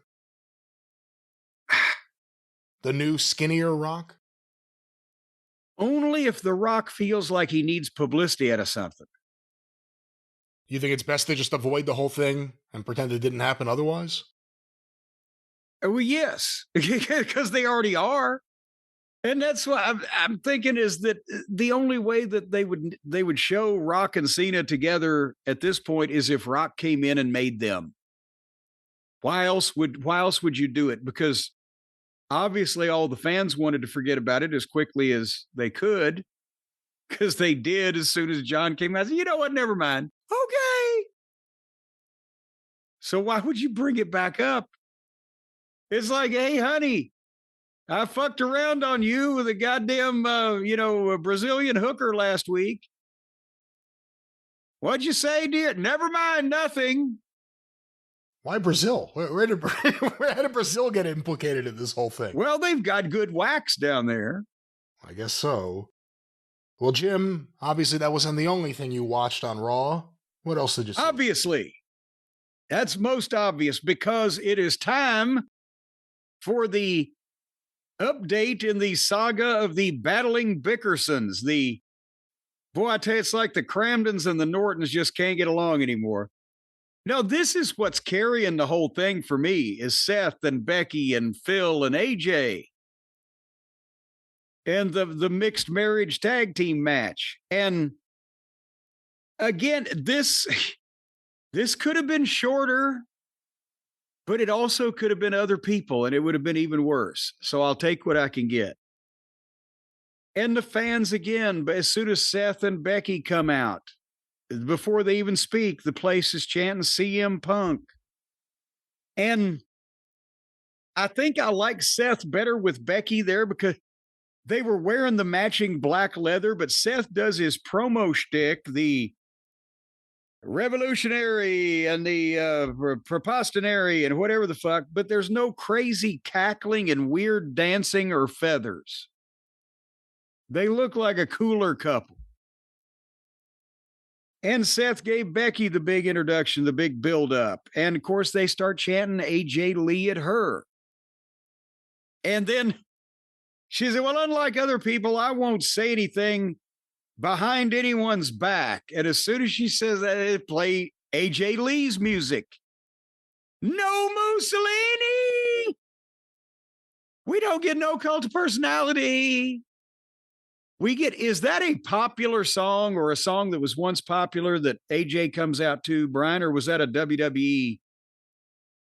It's Light It Up. Who lights it up? I light it up. Who I light it up that? when Raw's on usually. No, I don't know. No, come on. I don't think we're straight edge in this segment. I don't think that it's a commercial song. I believe it's a WWE funded song, or however you want to put it. That was her theme song years ago, and the fans of AJ Lee and the fans of 10 years ago really like it so far. I thought that was what it was. Light It Up was a Taylor Swift thing, or was that Shake It Up or Light It Up? Shake It Off. Throw It Down, Shake It Off. Shake It Off. Who did that? Taylor Swift. You said it.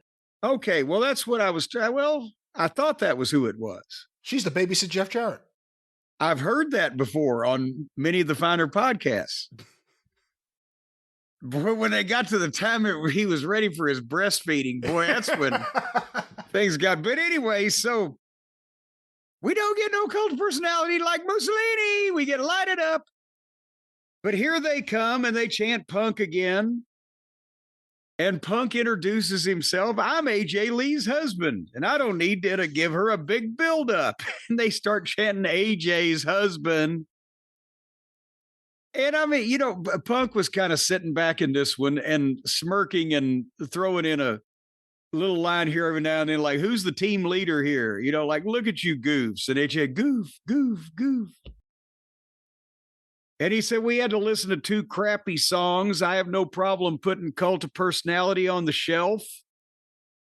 And the whole meaning of the promo is you guys share one brain cell and a wardrobe, but can you share the spotlight?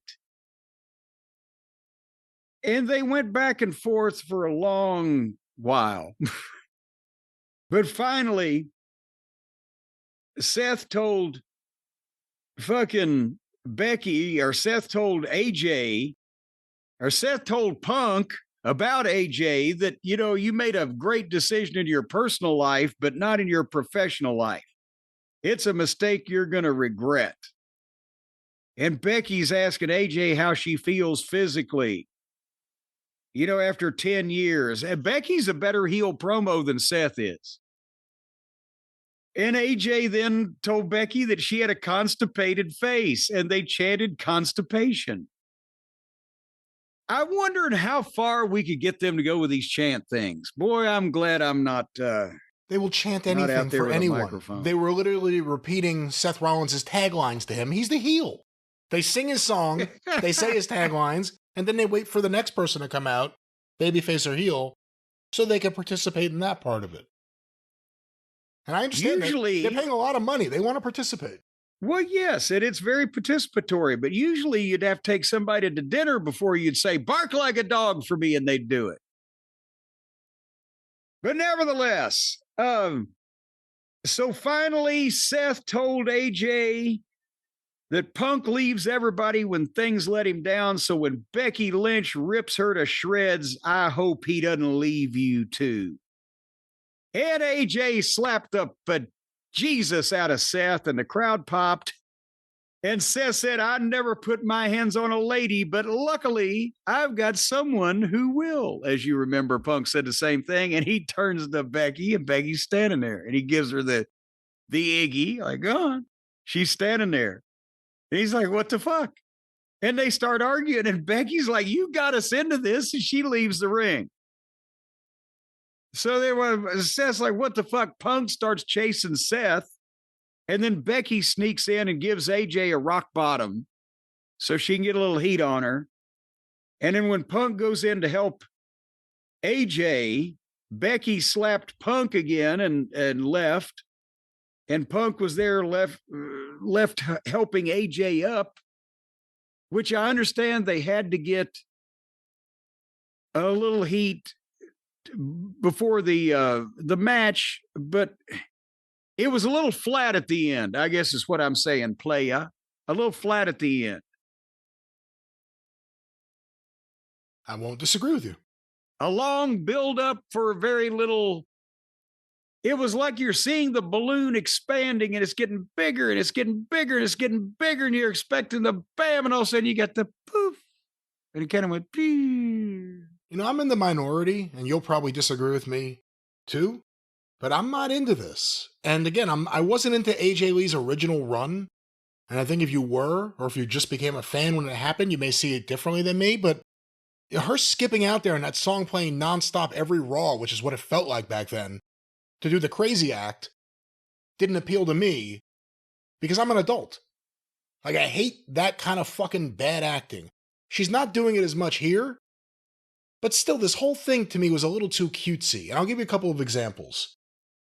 They all hate each other. And you bring this up with AEW and even WWE, and I think it's true here. They all hate each other. What's stopping them from just fighting right away? Just tackle a motherfucker. They're standing there smiling at each other doing one-liners. I thought that bothered me. And the other thing, it hit me watching this, Becky at one point brings up AJ's book. She says, I read your book. I know about your neck. And it just got me thinking, I think the build to this in some ways would have been more effective if that was a promo itself. Becky coming out there with the fucking book, reading from it. Andy Kaufman style. We all quiet down. We have a long way to go. Yeah. And then having AJ respond with a response, which I thought was good. I haven't read your book, but that could have been right there something. Instead, it's just one of the things thrown into this thing that went a long time without any physicality. It happens so well, and we've talked about it. It happens so often that in trying to send the stars out for a gripping segment that will not only get ratings but promote the match, but they can't actually just have them beat each other up every goddamn week, or it just degenerates into AEW nonsense. So it dulls some of the issues having to spend 20 minutes on promoting them when you don't have 20 minutes worth of promotion to do on them, where they just have to talk back and forth till it's like, goddamn, you can't be that mad. Is that's what you're saying? I mean, I think it's kind of like that Seinfeld thing. What did you do today? I woke up, I went to work. Good, that's a show. How's that a show? Yeah. I watched this and I said, that's a promo. The Becky thing, that one line right there was a good 3-minute promo. I guess they don't do those, so it doesn't really count. And then AJ's response was a separate promo. Like, this thing could have been broken up into several different things that may have been more enjoyable. They're all face-to-face. When you do promos to build up an event or a pay-per-view, people do their promos to talk you in. It's never face-to-face and then nothing really happens. What happened here? There's a little physicality at the end, and then Becky again kicks the shit out of Punk. This time he looked like he really was going to hit her. I believed it this time. And I was thinking maybe if he just reached out there. But here's the thing. That's the problem, is to keep the ratings and have the ability to, because I've been a promoter also in written television, and you got to have something to advertise.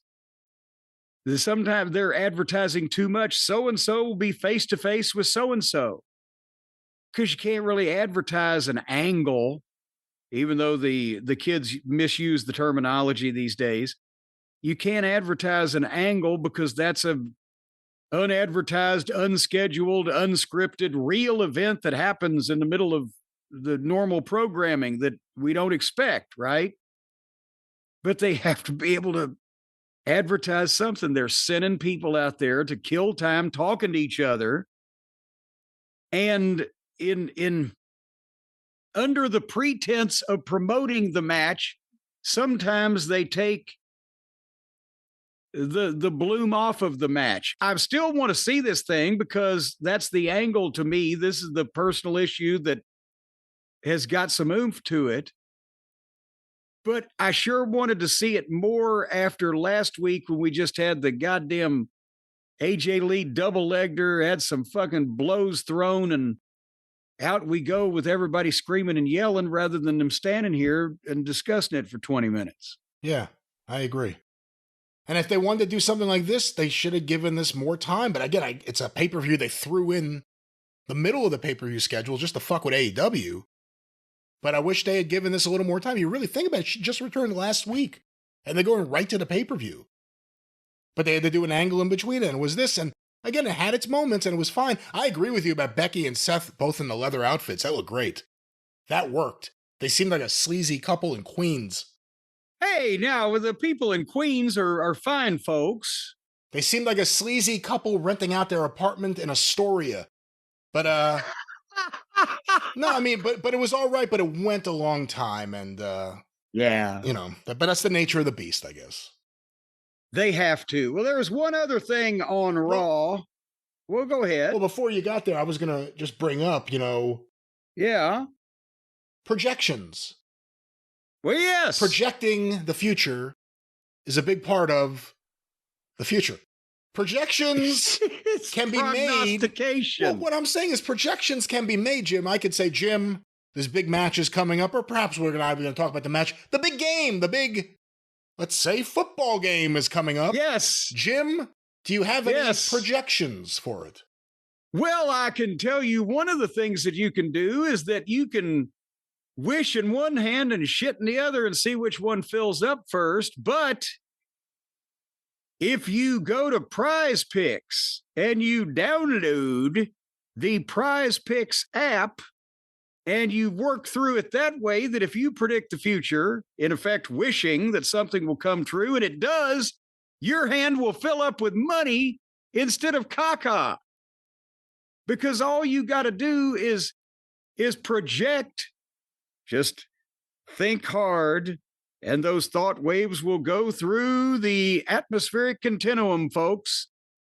And if you say, well, old Saquon Barkley, he's going to have more or less than one touchdown. Or old Joe Burrow, get out of his way, because if he has more or less than 2.5 passing touchdowns, well, then you're going to win money. Oh. And if you know who these people are, it's even easier. Are you a big Joe Burrow fan, Jim?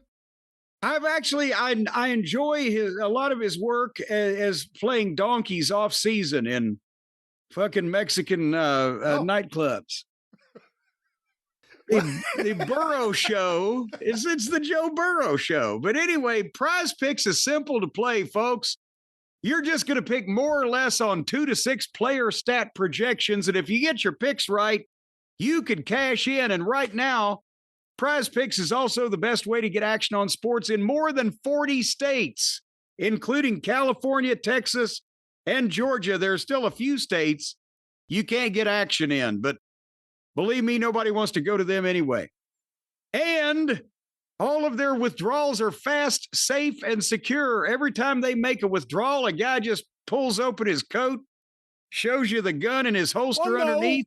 Again, certainly not. No, the withdrawal is done in and then he hands a note. The it says, give me all your money. Digital sense, the way that people can feel secure and that there is security and your money will be protected. Not a PowerTown kind of situation, a PrizePicks situation. Oh, Jim, you hear that? That means more. Let's say it. Let's say more, man. Jim, more. Let's go. Here's a way you can win more, because if right now, if you download the PrizePicks app today and use the code JCE, you're going to get $50 in lineups after you play your first $5 lineups. That's 10 times. They're going to give you $50 to squander any way you see fit, as long as you play one measly little $5 lineup that squanders any way you see fit. So that's 10-1 with the code JCE. Let's not talk about squandering. And I guess, Jim, it's important to say this weekend, the max discount is Patrick Mahomes, 0.5 passing yards. Patrick Mahomes. Mahomes. Is he your Holmes? Mahomes. You know him? Patrick Mahomes. He's Mahomie. Patrick Mahomie. His dad was on the Mets. Why did that stop you? That shouldn't put you into because this is football we're talking about, right? His father was a baseball player. What kind of traitor is he to his fucking family lineage that he's goddamn turned his back on the pastoral profession of baseball to go out and be a fucking football player? Stabbed his father in the back. Because the son became a famous football player, they brought the dad back to the Mets Old Timers Day game a few years ago, even though he was kind of, he was there, but he wasn't a big star on the team. And then like a few weeks later, I think he got arrested for drunk driving. And I was like, I wonder if they would have brought him back after. But anyway, back to this. That was the cause of it, because he was still celebrating his return to prominence. But folks, right now, regardless of what Patrick does, I know what you need to do. Download the PrizePicks app. Use the code JCE. Get $50 in lineups after you play your first $5 lineup. Because at PrizePicks, it's good to be right. And it's even better to be rich. Once again, PrizePicks. Download the app. Promo code JCE. Get $50 in lineups when you play your first $5 lineup. Why did you say that like that, JCE? Tom Tele2. All right, we are back. There's so much happening, Jim. It's a packed show, as you could tell, based on just everything. People coming in and out, going everywhere. Yeah, I don't know what's happening, but I know we have a little more Raw to get to. Very little, because here's the main event was Bronson Reed and Braun Breaker against LA Knight and Jimmy Uso. And they had been teasing through the show. Jay was telling Jimmy, don't team with LA Knight. We got our match on Saturday. Don't worry about him. And Jimmy's been telling Jay, don't be telling me what to do. You're not wearing the Ula fella. And so they have the match. And I like the bronze. I want to see where this is going. Right before this, I had been interrupted by a phone call from someone from sunny New Jersey. When I went back to it, started watching the match, it started buffering again. The stream on Netflix, and I've not only been watching Netflix, I've been watching Raw, but also I watched that Charlie Sheen documentary on Netflix. I broke down and actually watched streaming for my own pleasure. How was it? I've been meaning to watch it. Well, he was really fucked up, but he's all right now. But boy, he had a lot of fun and made a lot of money fucked up. Was it well done? It was his fuck uppery? No, the actual documentary, the film. Yes, but he fucked up really good too. He fucked up about as good as you can fuck up. Hey, while you're on a string of watching documentaries on Netflix, there's a really, really, really good Devo documentary they just put up. Well, the problem is my relationship with Netflix has devolved because when I went back, I started watching this match, it started buffering. And it would just freeze up and the little circle, and it would say 25% and then 50% or whatever. And it would start up again, and then it would go another minute and blah, blah, blah. And I'm trying to watch this thing. And by the way, before anybody says, oh, Cornette, he's got shitty internet. My speed is 941 over 918. And if people know what that means, it's even more profound. So below me. I got all the speed they can give me, Captain. So finally, they hit simultaneous cold tags to LA Knight and Braun Breaker, and LA Knight made his comeback. But they stopped him, but he came out of that and hit the elbow drop off the top on Bronson Reed, and then Uso splashed him 1-2, and Braun Breaker saved. And LA Knight and Braun Breaker go over the top rope to the floor, and Uso does a dive on Bronson Reed, and then it started buffering again, and then it just stuck there. And I finally said, what the fuck? It has taken me almost 30 minutes to watch a fucking 10-minute match. And I read on the internet that after the bronze won, LA Knight speared Jey Uso. So he may be turning heel. Or did he spear him or he blunt force trauma? He didn't spear him. He got up behind him with the chair, teasing he would do something. The fans started reacting. Jay turned around and saw him there. And then they had a moment of brotherhood. He put down the chair, and he came over, and they did the handshake. Everything was good. Brotherhood. He turns back around, Jay, to check on his brother Jimmy, and LA Knight spins him around and hits his... It's not exactly a stunner, and I forget what the real name is. The BFT, the blunt force trauma. There you go. That's his thing. Now, but again, Jay... Well, I would have watched that if Netflix hadn't had a prostate problem with their stream. But again, Jay hit LA Knight last week. So do you think it's as simple as LA Knight's turning heel? And by the way, thinking about it makes me think it should happen. Maybe it'll heat him up. Or do you think it's just they're going back and forth doing it to each other? Well, because Jay didn't hit him on purpose last week. So if he hit him on purpose, he, who, him, he, too many pronouns, pal. If LA Knight hit Jay on purpose, then he's being an asshole about it. That's the way I think, for heaven's sake. You got to have some kind of pride. But yes, you're right, because the babyface side is crowded, and poor LA Knight, as much as people have liked him, has not been able to let them get him in that mix. So maybe as a heel, this might be some upward momentum. And you saw a lot of him, or at least more than me, before he was LA Knight when he was Eli Drake. Was he a babyface or was he a heel? He was a heel, right? No, he was a heel. Yeah. He was a heel, and because he had the promo, and you know, he had that attitude that Remember LA Knight, the megastar, before the people started getting behind him in the WWE, was a heel, was he not? And because he was, yeah. Yes, he's got that natural cockiness, blah, blah, blah, that then people started getting with, but they just didn't have time to get with it in TNA, at least at the time that I was there with him, they hadn't. Well, that was WWE Raw. And it's all going to be streaming pretty soon. And how are we at the mercy now of if they decide to goddamn buffer us or not? I never liked them buffers, Michael or his brother, either one. Here's a question for you. Do you think they did a good job, or have they done a good job so far in the shows you've watched recently of explaining the ESPN app and how to get it, and let alone the cost of it? But have they done a good job? Because it feels like they've rushed right into this pay-per-view. I wonder if there's going to be any kind of hit because of people not being acclimated with the app. They've done a great job of telling people it's going to be on this thing. I don't know if they've done a wonderful job of telling people how to get it if they don't have it, or what the fuck to do with it. And I'm the wrong person to ask because I don't know what to do with any fucking app. But again, just go back to the PowerTown USA conversation. Something that didn't exist before last month that's now going to be carrying these major fucking events. I would think there's probably going to be some issues either with the service or with people trying to figure out what service it is and or how they get it and or whether they have to pay for it.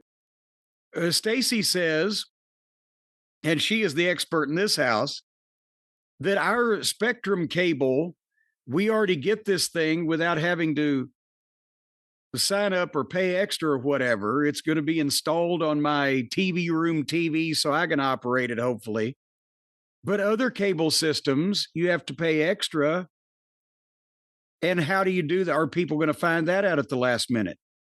And then are they going to say, oh, shit, I better hurry and do all this that I didn't expect to do? Or are they just going to say, well, fuck it, I'll figure it out later?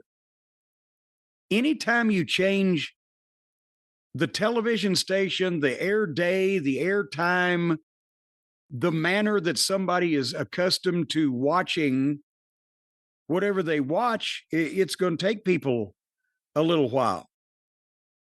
Yeah, and I'm not getting the app for free as of this second. Obviously, that could be something negotiated between now and whenever. But for this pay-per-view, it's not looking likely. Honestly, if it wasn't a business expense, I probably would skip it.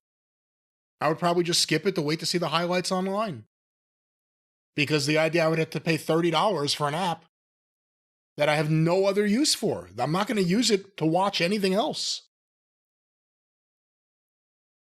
So we'll see. And that therein lies the problem. And another thing that goes into the totals that people were talking about, how much is it going to cost you to watch just the WWE programs or just the AEW programs or whatever, add the UFC in that.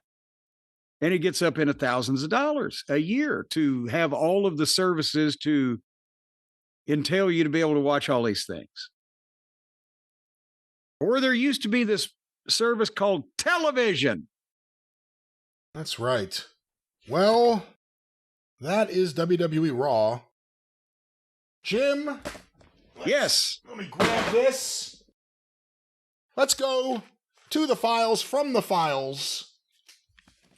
Moving stuff around. Sorry for all the noise here. I apologize. That's because you've got files. Tom Telly 2. Oh, boy. He's reemerged. This one in honor of the upcoming 75th birthday that you'll be celebrating. We're going to go from the files, Jim Cornette. Oh, boy. Oh, boy. From the files, of course, of the incomparable Pro Wrestling Illustrated or Pro Wrestling Enterprises. Pro Wrestling Enterprises. It's the proper enterprise. Pro Wrestling Enterprises, the wrestling news files that you possess now from Norm Keitzer and his various publications. That is correct. And of course, your file's an interesting one because there are photos here of your career and then correspondence from your time as a photographer. If I open the photo portion here, some photos you probably recognize of some you and the Midnight Express posed. Here's one of you guys at ringside. Midnight Express, Dennis Condrey, manager Jimmy Cornette, Bobby Eaton, March 13th, 1984, Lafayette, Louisiana. Good heavens. Who was there to shoot pictures that night? I'm trying to think and remember.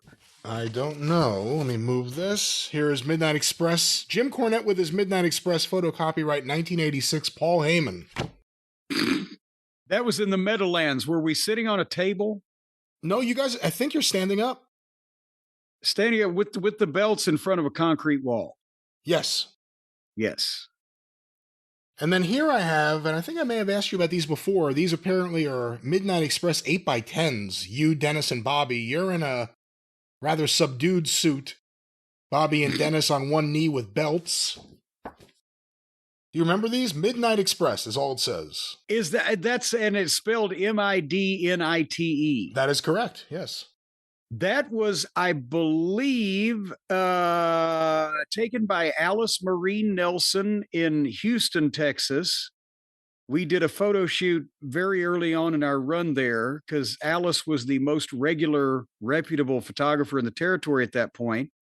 And they got like a bejesus bunch of those things printed up as publicity pictures. Not that they were selling a bunch on the merchandise tables, but I'm wondering if Norman Keitzer may have printed them for the office.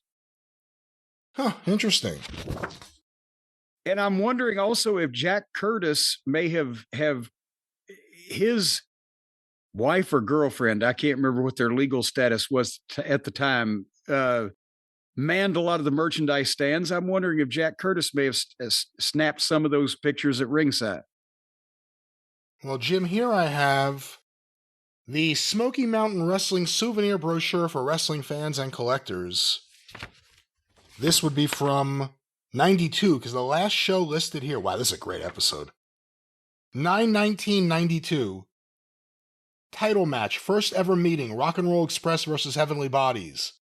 Non-title match, Horner versus Dirty White Boy, plus Stalker attacks Brian Lee in Wild Brawl. That's a great... This is my favorite, I think still my favorite period of time of Smoky Mountain Wrestling, the end of 92. The most interesting Brian Lee ever was. Just because if these people are attacking him, they must have a reason. They find it interesting. Must have a reason. There's a goddamn reason that the son of a bitch, he's been hiding this all from us.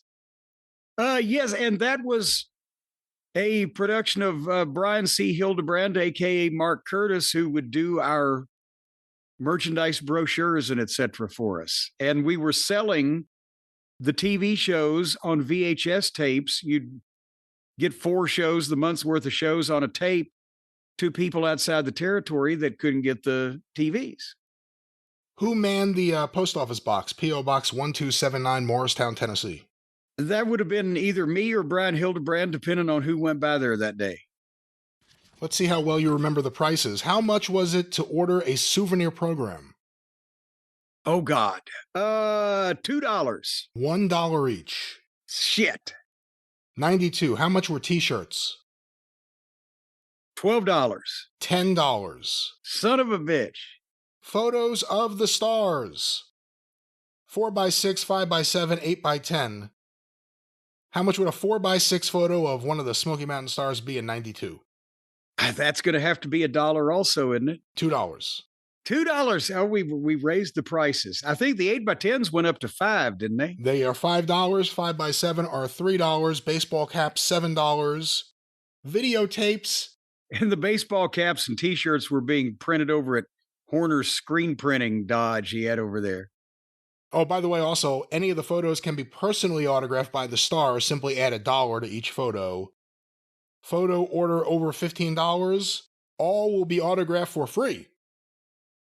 Volunteer. Yeah, slam. we didn't get Our Lady takers on that. I think because they didn't consult me on that one. But I was like, you realize how much trouble that's going to be? They cut it out after that brochure you've got there.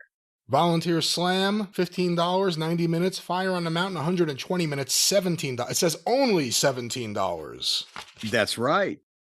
Well, there we go. Because see, we gave extra 30 minutes for only $2 more. Here's more photos of you by Heyman. There's a lot of photos of you by Heyman in here. This is a photo. He was always trying to suck up, wasn't he? Here's the photo. You know this photo. It's from the session with the blue backdrop. It's Bobby on the left, you in the middle, Dennis on the right. Yes. This is for program 1154. It just says, be sure to show 2 men on left only. So I guess Dennis is being edited out of the program by that point.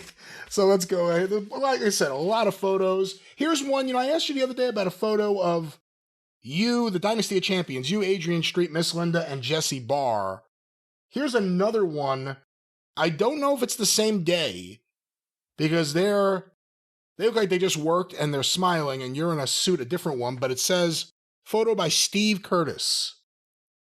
Who's Steve That's Brian. That's Hildebrand? It has to be. Because he, without seeing it, but he was down there at that period of time. He came down a time or two while I was managing that group to shoot pictures for various magazines. And if it's in front of my background, he'd been the only one there with me. I don't know where he got Steve instead of Mark, but who knows? Here's a picture of you at ringside in Mid-South wearing the mask. And again, same handwriting as that one from March of 84. Manager of Midnight Express, Jim Cornette, wearing mask because he had his hair cut. Yeah, it was over at Great Clips. It was a terrible haircut. So I wore a mask for about 3 weeks till it grew back out. All right, well, let's open the files here. And there's a lot of correspondence with you and Jim Melby. Did you end up corresponding with him more than Norman Keitzer at some point? Yeah, Jim was, I forget what title they gave each other, but Jim was more of the editor during those years that would actually be putting stuff together for the magazine or asking for things or whatever, whereas Norman was the head of the whole shebang, the whole empire. Here's a letter to you from Jim Melby, December 30th, 1982. Hi, great hearing from you. Thanks for the check. The business, as always, is appreciated. I owe you some money now, but need your social security number to have the check issued to you. Please mail that info to me as soon as possible, so that you can get your loot. Would you call it a loot? I don't know. I don't know if they ever reached an amount that I would call loot. Jim Mitchell said to tell you hello. He seemed quite surprised that I was going to get a tape of him in action. I saw him work a spot show match against Steve-O a couple weeks ago. He seemed pretty green, did a lot of walking and talking, but took some good bumps. Now, hold on. A lot of people out there are going to say, Jim Mitchell, the manager, the sinister minister, this was a guy from Minnesota that had come to Tennessee, and this was December of 82, so this was right after I got into business, and he came in right beforehand. I was still taking pictures. But his advanced publicity was Jim the Claw Mitchell, right? That's the way he was advertised. When he came out, he had a mask on. And what the... When have you ever one time heard of a guy, being advertised under his real name while he has a mask on? But the reason why they called him the Claw was because one of his hands, he had a birth defect. And instead of a hand, he wore a black glove and a sleeve up his forearm. And it is like he had like a thumb and a little finger and nothing else. Oh, wow. So he, in effect, had a claw. So Jim the Claw Mitchell. Well, as I said here, he didn't last long. He was surprised to hear from you. And sure he was. The marks here hate him so much because his refereeing that he automatically got a lot of heat. The photos of Kamala and Lane and Kern are great. We will definitely use them in our magazine. By the way, when you send me my tape, can you dub that Buddy Rogers versus Pat O'Connor match on it also? I would really appreciate it. I told a couple of friends about it, and they are really anxious to see it. I've seen it a couple of times, years ago, and I felt that both men, for being great wrestlers, really didn't work that great of a bout. I'll be looking forward to hearing from you, your friend Jim. I forgot Melby didn't like Rogers and O'Connor. P.S. Oh, by the way, I need pictures of you with Broomfield and Barr. Howard Walsdorf wrote a story on you, but I need pictures to go along with the copy. At some point, I would like you to do a more in-depth story on yourself so we could use my byline on that. I will make sure that all your future stories are credited to a house pen name, such as Larry Cranston.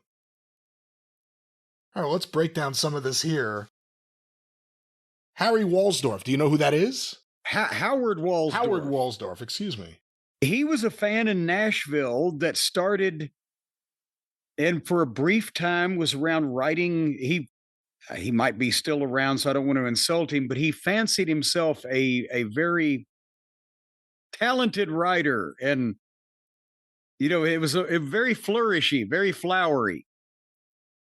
But he was doing stuff for the wrestling news magazines at that time. And he'd even written me, he was another person. He would write a typewritten letter, like 6 pages. I don't know where these people got time.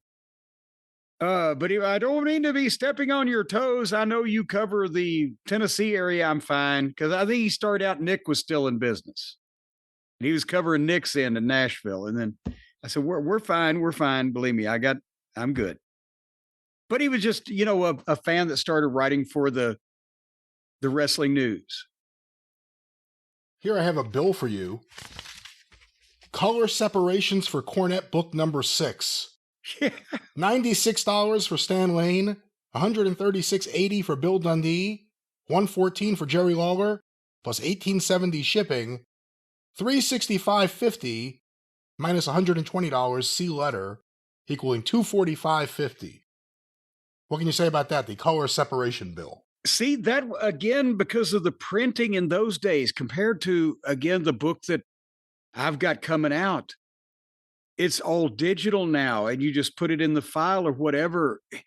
To reproduce the color pictures on the cover in those days, much less inside, which was all black and white, but you had to take the picture and have a color separation made for the printing process. And that's why, and depending on how big it was, they were at different costs. But that's why that Norman would often reprint color pictures of guys in programs or in different magazines that you'd seen before, because he didn't have to pay for a new separation. But because I was doing my championship wrestling magazine, I wanted the guys it had to be my photography, and I wanted the guys that were currently in the territory, and I wanted pictures that we hadn't sold on the table, on the merchandise stand, so that they'd be more likely to buy the magazine. So that's why I always got fresh ones made for the front and back cover of every magazine. And it cost, and then they took off $120 because they would then get to use them in their magazines, right? So they'd pay some of it. But it went from, they were selling 500 of the wrestling news each issue to my magazine was selling 2,000 copies is what the print run that we were getting, because it was fresher shit. I actually have here your hand-drawn, if you want to use the word draw, layout of issue number 6. The layouts, yeah. I've got some of those too. That I put in rags, paper, and pens when I did the book on the Memphis merchandising. But yeah, I would just take a ruler and a pen, and this is the way I'd like it to look on the page. And then it looked a little bit better when they finished with it than it did, a very little bit, than when I drew it out. Yeah, I got to go find the finished copy of this to see if all these names got on here, because you have a photo of Bill Dundee from a 5x7 print on the right. You have a small corner in the left-hand corner, Steve Kern picture, the logo at the top, issue 6, and then best issue ever. Jerry Lawler, Bill Dundee, Dutch Mantell, Outlaw Ron Bass, Steve Kern, Stan Lane, Terry Taylor, Carl Fergie, Kamala, Jimmy Hart, Sweet Brown Sugar, Bobby Eaton, Condrey and Austin, and more. All on the cover. And every single one of them was in there. That was all the guys in the territory at one time. All those names and more. I'm going to go back in time. Let's go here now. This is 1979. Dear Jim, this is from July 20th, 79. $50. I have enclosed payment for your last package of material. As you are probably aware, starting with issue 54, we are doing only one edition of the Wrestling News. We will also be on newsstands shortly. Right now, Mrs. Jarrett and Mrs. Malone have decided to suspend doing special issues for their area until such time as attendance picks up again and makes it worthwhile. I used most of your last package in issue number 54. But no, wait a minute. What was the date? What was the date on? July 20th, 1979. That actually... That's when everything happened. Well, business was picking up, but it had been crummy for the previous couple of months. That's when Robert Fuller went back to Knoxville. The talent went back with him. Jarrett brought Fargo back and did the Tupelo concession stand thing, but that was right about the time things started picking back up again. Oh, actually, I just found here. This is interesting. So this, not to jump ahead, I'm going back and forth like a time machine. October 8th, 1980. This is, let me see, this is 4 pages. This is from Melby. Like you said, multiple typed up pages. Dear Jim, hi. It was real good talking to you on the phone on Monday. I will try to go over everything we talked about on the phone in this letter, so we both have a copy of it in writing. First of all, what you proposed was a monthly Memphis area wrestling magazine. It is to be 16 pages inside, with a wraparound glossy cover, such as the Madison Square Garden and AWA Picture Book type of magazines that we are already printing. I've enclosed a sample of each, so that you know exactly what I'm talking about. By that point, you would have already known, though, right? That you already seen those other programs? Oh, yeah. Well, and that's the thing is that I wasn't looking to do an entire magazine, and he said monthly, and we were just like, let's do it and see what happens. But it was 16 pages. There was no advertising. It was just like a souped up program magazine with color pictures on the cover that we could sell at the matches. And that was the format for the first 3 or 4 issues. And then they came to me and said, well, now the problem is we're selling no wrestling newses in the territory because everybody's buying your magazine. So for the same price, we will print you an entire full-size magazine if we can put our advertising in it. So I got they got 15 pages of advertising or whatever, and I got an extra 15 pages or whatever of content. So it made it harder to fill up, but I got a magazine that was more than twice as big that we could sell for the same price. And I did 2 of those, and then the number 6 was the last one because I was in the business. I couldn't put my name on it, and I didn't have time for it now. Now, it is my understanding that you will be taking the pictures and writing the copy. You, of course, can use anything we already have on file, including color separations. Our job would be to set the type, do the actual layouts, and have them printed and shipped to you. You, of course, will have to work with me so we get on a set schedule and also supply me with a rough dummy of how you want each issue to look. From what you have told me over the phone, it is my understanding that this publication is being done with the permission of the Jarretts, that it will be sold alongside Jerry Lawler's program, which you do anyways, and also our 2 magazines, the Wrestling News and the Rings Wrestling Magazine.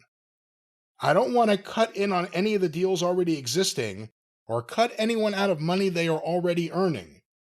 I'm particularly interested in seeing that Pat Malone gets a fair shake on this deal, as he's been very loyal to us and has always sold a lot of our 2 magazines.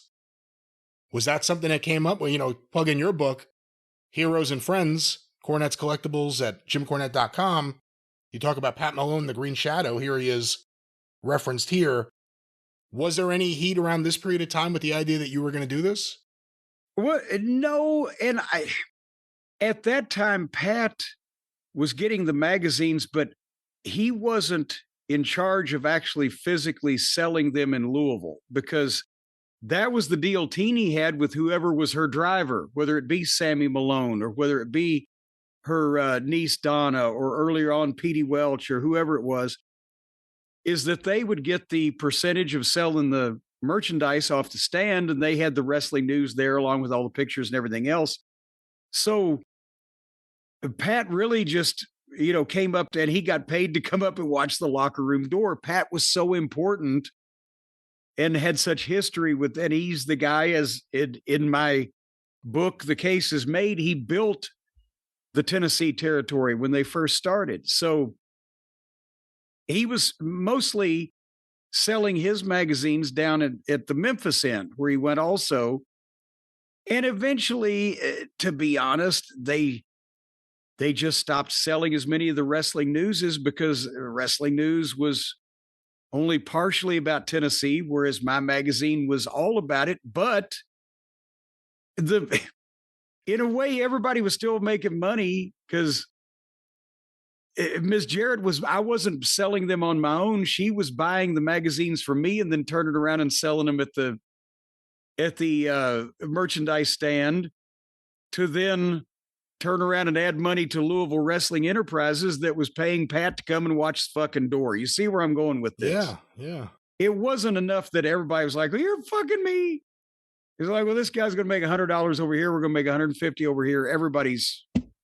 It's still going. Remember, we had an issue we encountered in the Pat Malone file where, I forget if it was Dick Steinborn, it was someone, where Pat Malone had like the Tennessee rights and they wanted to sell it in Knoxville.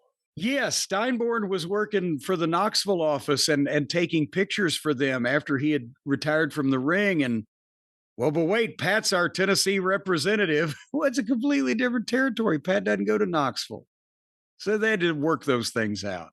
Here I have what I guess, I don't know if you had ever received this. Here's what they sent to the House of Print.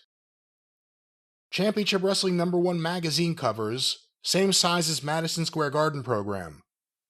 1,025 run nets to 2,050 covers, delivered to House of Print.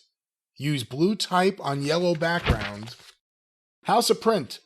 Enclosed are the inside pages for Wrestling Magazine #1. 16-page inside section on white, 50-pound paper. Black ink only. To be stapled and trimmed inside covers, you should already have received from Media Graphics. Print run, 2,050. 25 copies to me. 2,025 copies by United Parcel Service as soon as you can to Mr. Jim Cornette in Kentucky. And it has your address here. Boy, it was a whole lot easier communicating with the printer back in those days. Yeah, just use some black ink. It'll be all right. I'm getting shit back and forth from our printers. I don't even know how to fucking read it. If I go back to the very beginning, I wonder what the very first thing in here is. Again, it's a big file. We can't go through everything, obviously. We can't do this all day. This is not dated, but the letter after it says November 22nd, 76. Oh, good Lord. So this is 76. Dear Mr. Keitzer, a short time ago I wrote you about contributing some photos to the Wrestling News NWA East Edition. You replied that contributing photographers usually get a free classified ad. It took me a little while to get together a list, prices, etc., so I could sell by mail, but I am ready now, so I've enclosed some sample photos as you requested. They are all from the same card, as we recently had a spectacular here. I have also enclosed my classified ad. I hope you find my work good enough to be used in your magazine. But because I have never contributed photos to a magazine before, I need the answers to 3 questions. I hope it will not take... I can't remember what these questions are. I hope it will not take too much of your time. Question 1. I am under the impression that when I contribute photos to your magazine, they are still mine to sell, or do as I want with. I do not mean the actual prints, but the picture in general. Is this correct? Question 2. How often should I contribute a photo or an article? And question 3. Will you return any unwanted photos or keep them for future use? I thank you very much for the inconvenience this letter causes. Such an inconvenient letter. I'm 15. I'm trying to fucking act professional. I thank you very much for any inconvenience this letter causes you, and I hope my photos are worth the trouble. Thank you again, sincerely, Jim Cornette, and also... And remember, we talked about this a few shows back because they didn't pay. They gave the classified ad, but then the boys didn't want their pictures being sold, just in a rogue fashion. And so Miss Jarrett called him, said, just send him some money. Don't do the classified ad. And it would have been a nightmare, not only getting that list together, but then filling all those individual orders and individual prints and everything. Had been chaos. She said, send him $25.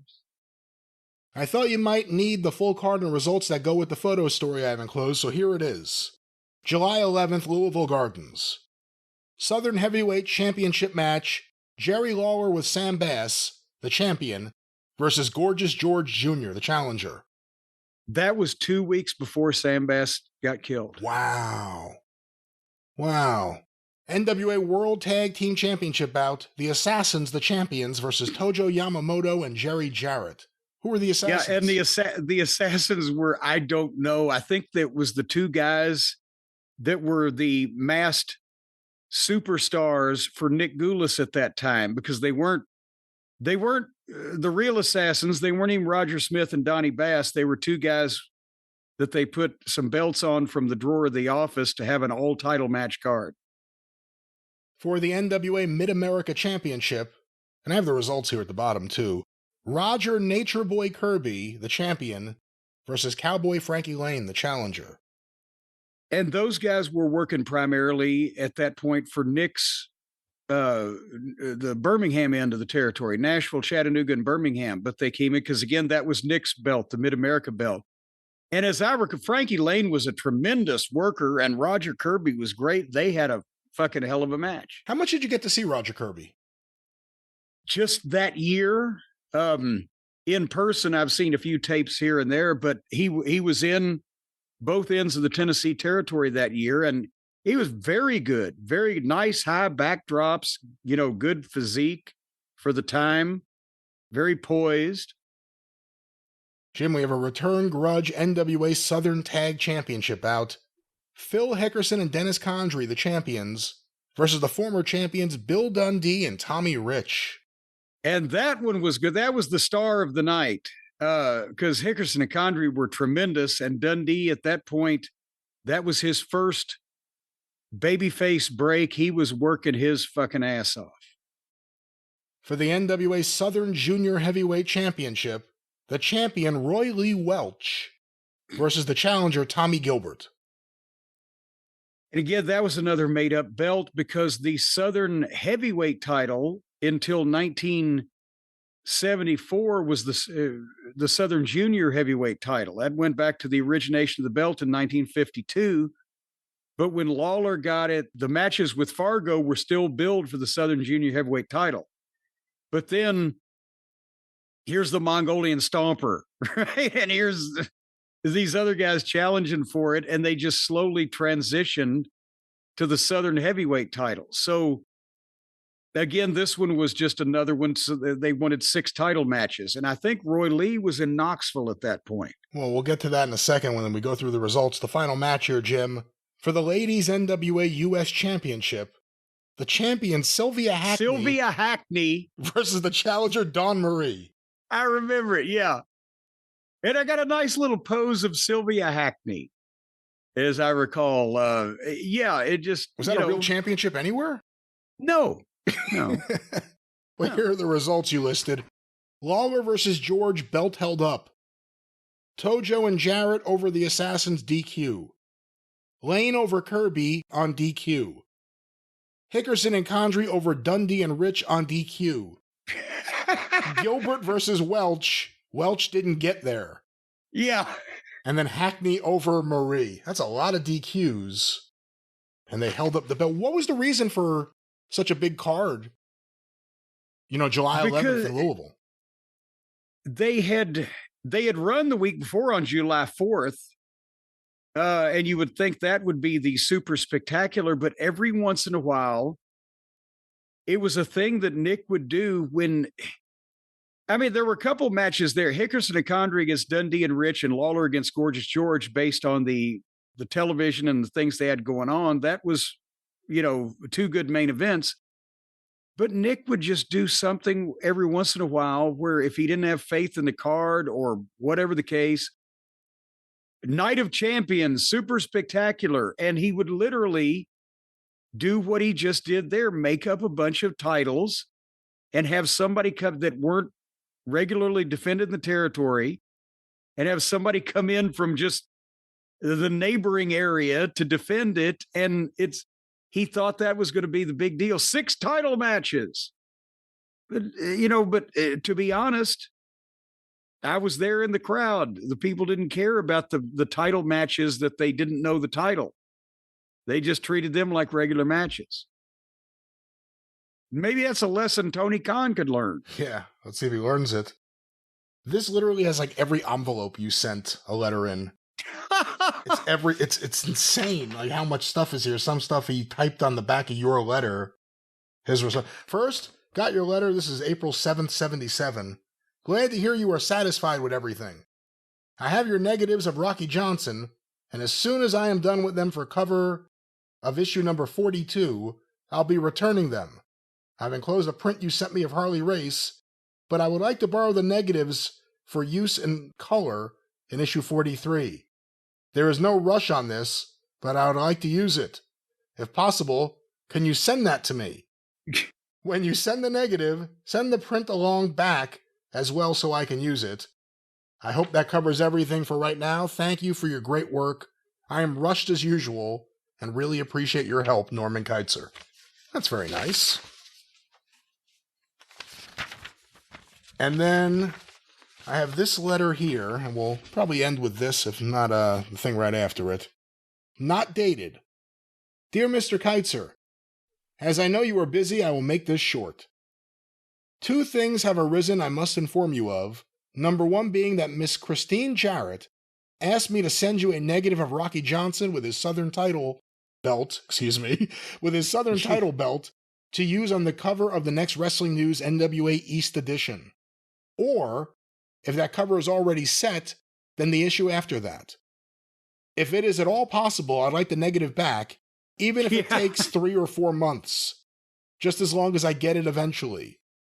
The second thing is, due to several circumstances which have come up, I will not be able to sell any photos through the mail for the time being.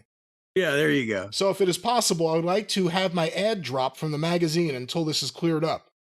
However, I would still like you to use my photos, even without the ad, if this is acceptable to you. I expect to send you some photos of Harley Race with the NWA World title belt very soon. I realize I have been deluging you. I have been deluging you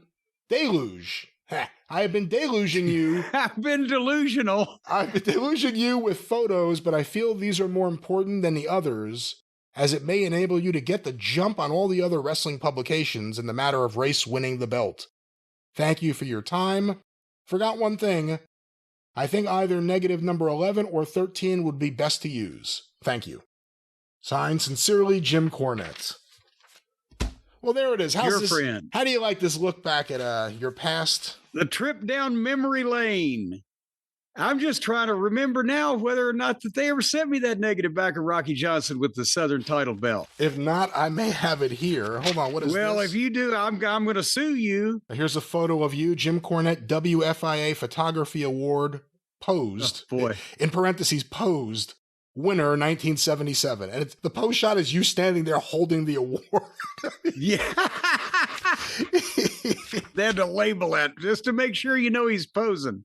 Well, Jim, this look back at memory lane, of course, from the files. We'll have more of this in the future, and of course, more of the Pfeffer files that Jim has gone and researched at Notre Dame.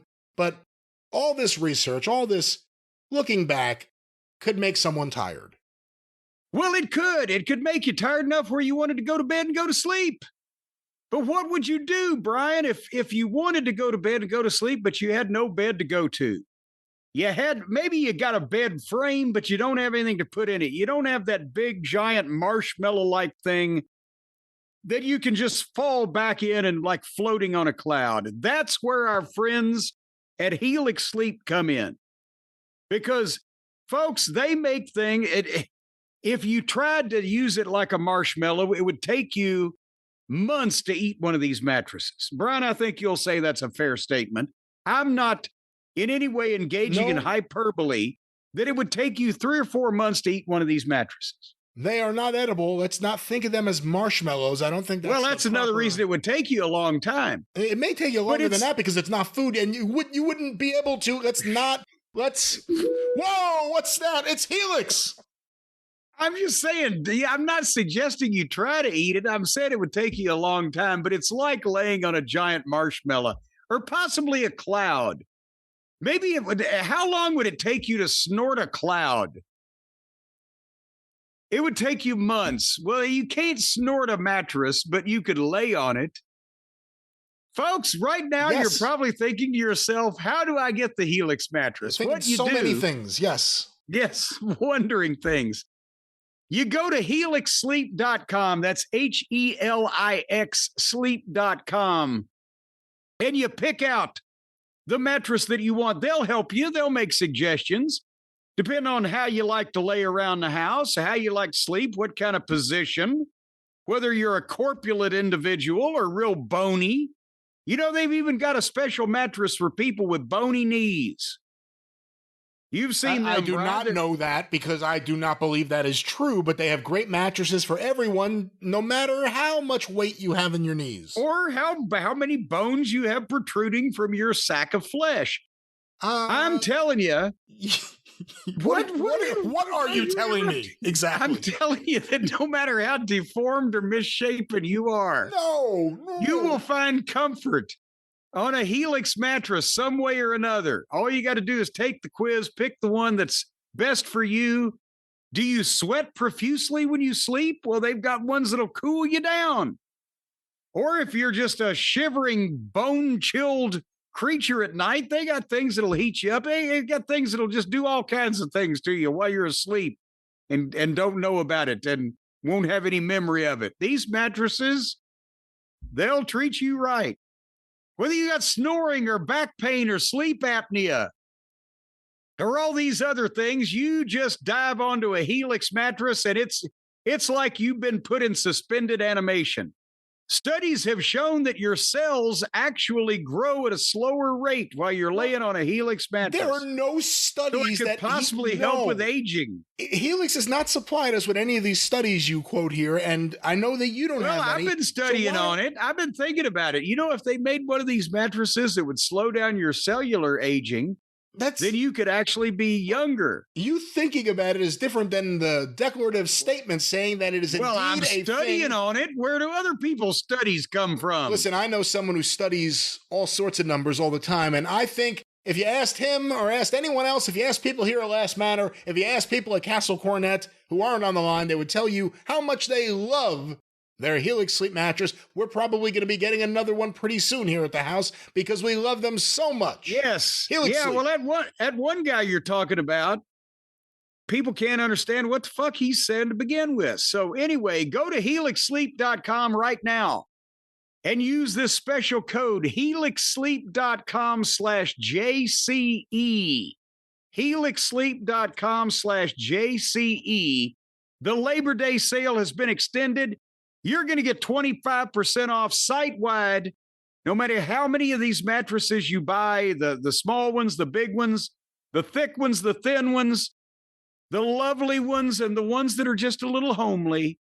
25% off every single thing on the site. That's the Labor Day sale extended. helixsleep.com/JCE. And I mean, boom, flat of your back you go. And you're just laying there, and they don't even have to strap you in. You won't want to get up. However, if you do want to be strapped in, they have a mattress for that also. No, I'm going to try to get ahead of you here. They do not have that. What they have got some handles on the side. You can slip the handcuffs in. Mattresses for everyday people like you and me, folks. We all need a good night's sleep, no matter who you are, how you are, where you are. You need a good night's sleep. We can get you one with a great deal. Jim, that's the official. Let's wrap it up with the promo code and the link and nothing else.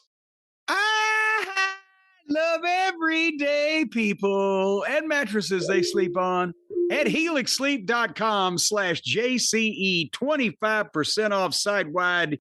Use the code to save the money, or elsewise, fuck you. You'll pay full price. I'm thrown off, but it's a great bed to throw yourself on. Helix Sleep. And with that, Jim, we got some questions. We better. Let's hurry. I've got a lot of questions.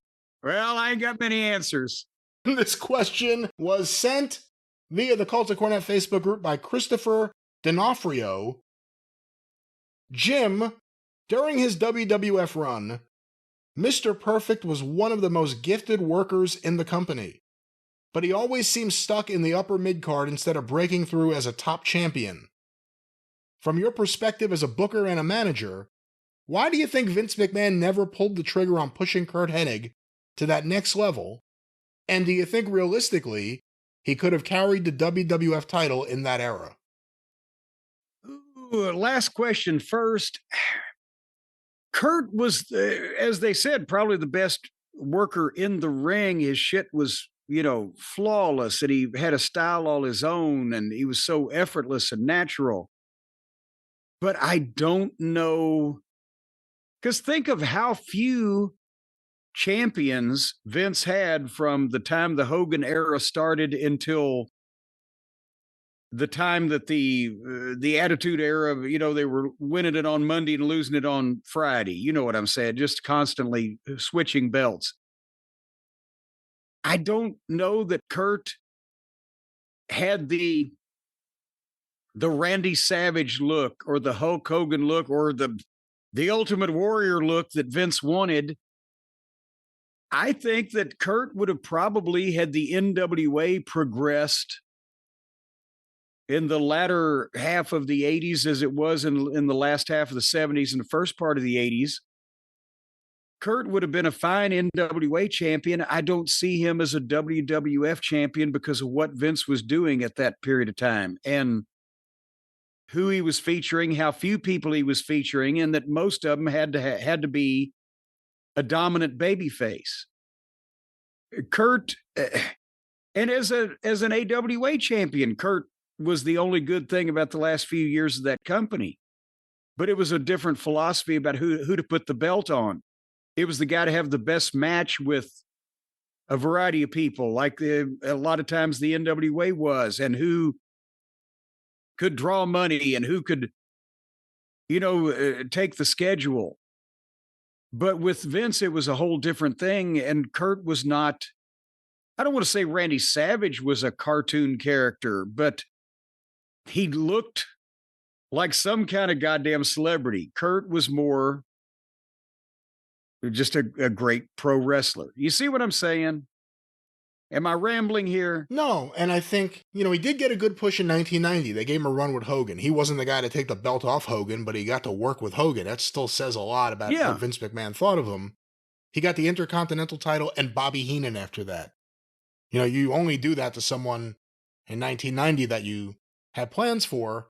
Yeah, I mean, it wasn't that everybody respected from Vince, all the boys in the ring. Everybody respected how good Curt was. I think it just, it's almost unfair to say, well, why didn't he make him champion? He didn't make almost anybody else champion either. But in 92, he makes Brett champion.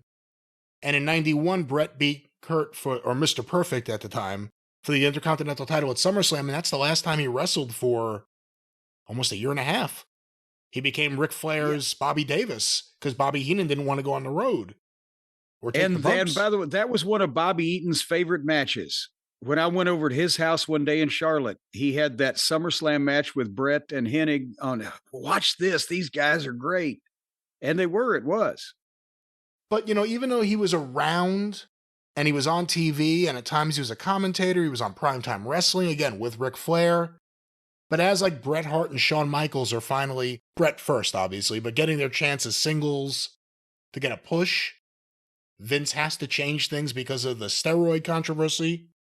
Hogan's gone. It makes you wonder how different things could have been in that few-year period between SummerSlam 91 and the end of 92. If he hadn't gotten hurt, if he had been an active wrestler, that may have been the window. Like to kind of build it up and set it up right there, because it happened for Brett right after that. Yeah, and the back problems, were what his downfall was. But Yeah, there you So have you noticed that everybody that was a great worker or performer in the day, they eventually, oh gosh, but then they blew their so-and-so when the big chance might have finally gotten there. well, when you got there in 93, he had returned. And he was working with Shawn Michaels that summer, had some really good matches. And then he was gone. And then he came back when you were on the booking committee, right? 96? I think it was 96. Yes. Yes. What was the story there? Did Vince ever, like, what were Vince's plans, or how did Vince see him at that point, years after this early part we're talking about?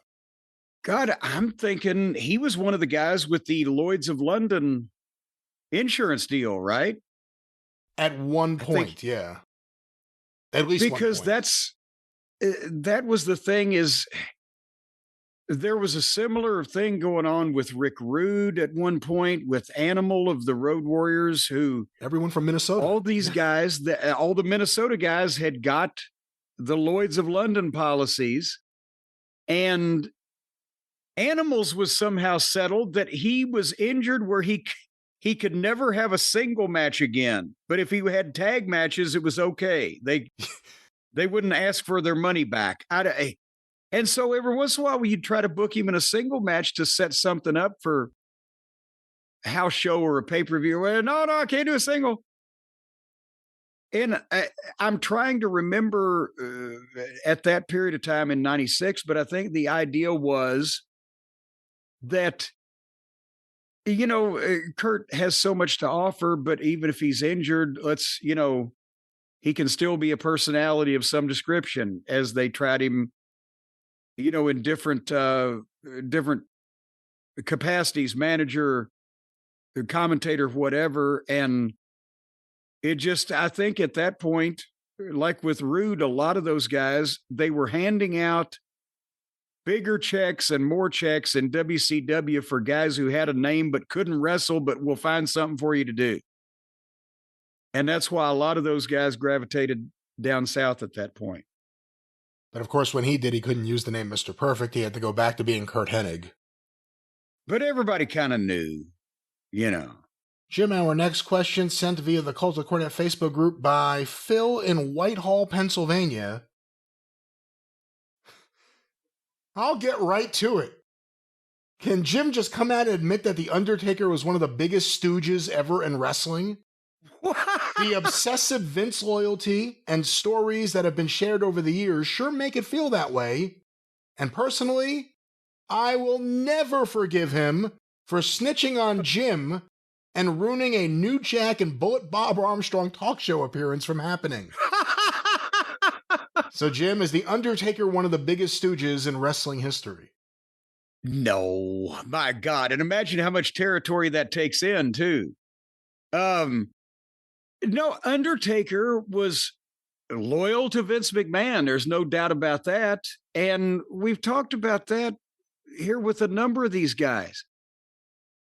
And I don't blame him, and I don't, I can understand it when here's a guy who, in Undertaker's case, for 35 years, in John Cena's case for 25 years, and some of these other guys' case, however long, he gave them a spot, he gave them a push, he made them more money than they'd ever dreamed of in their life, he made them international superstars, he's had a close personal relationship with them.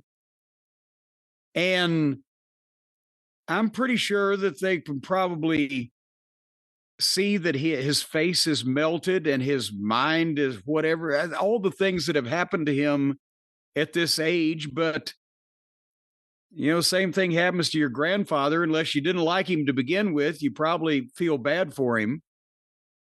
So I don't see Undertaker as a stooge for continuing to support Vince. And Undertaker was not a guy that went and told on other guys to get them in trouble or to take their spot away or whatever. Where I've seen Undertaker get involved is where he thought that something might be detrimental to business or something that the boss needed to know. And let's bring it out so everybody can talk about it rather than making any mistakes. And the talk show thing, for the people who might not know, is the week after Taker was at our Johnson City show where we had the and the Pikeville show where we had the match with the Gangstas and etc. He had heard that Bob Armstrong, the Gangstas, myself, some of the other Smoky Mountain guys were going to do a Jerry Springer show. And because I was with Vince at the time also, he said, does Vince know about it? I said, no, because I didn't really think about it. He said, he should know. And he talked to those guys. He's probably not a good thing you do it. All right. And then Vince called me and talked me out of it. But it wasn't like he was running around trying to get people in trouble. His was on a level of, is this good for business or is this guy fucking around? If he's going to be a problem, same thing as I talked about when these guys have pressure on not hurting John Cena because he's worth $50 million now, even though the monetary amounts were smaller. If this guy that we're about to push and other people are going to put him over is going to be a fuck up, we need to know now rather than after we do it, that kind of thing. So I think that is probably the only stooging that I know of that's come into play. Where's the line that separates, the guy who is a stooge, who just runs to the office and tries to get people in trouble, whether it's Chief Jay Strongbow or whoever it may be, and plenty of people throughout the years. What's the line between just being a stooge and being a top star, keeping your boss informed? It seems like it would be a hard distinction to separate. Well, sometimes you know it when you see it. You can't even say one, but it's sometimes even the boss might go, oh, Jesus Christ, I don't have time to mess with that. You think that's worth it type of thing, stooging. But it's one of those deals where you know it if you see it, you can justify it on a case-by-case basis. This was important to know, or what the fuck, I don't care. All right, so I guess that's a vote for no. He is not the biggest stooge of all time. Not nearly the biggest stooge of all time. Jim, who's the tallest stooge of all time? Now that... No, wait a minute. That might have been Plowboy Frazier. All right, well, we may return to this topic again. But only if Lawler was booking.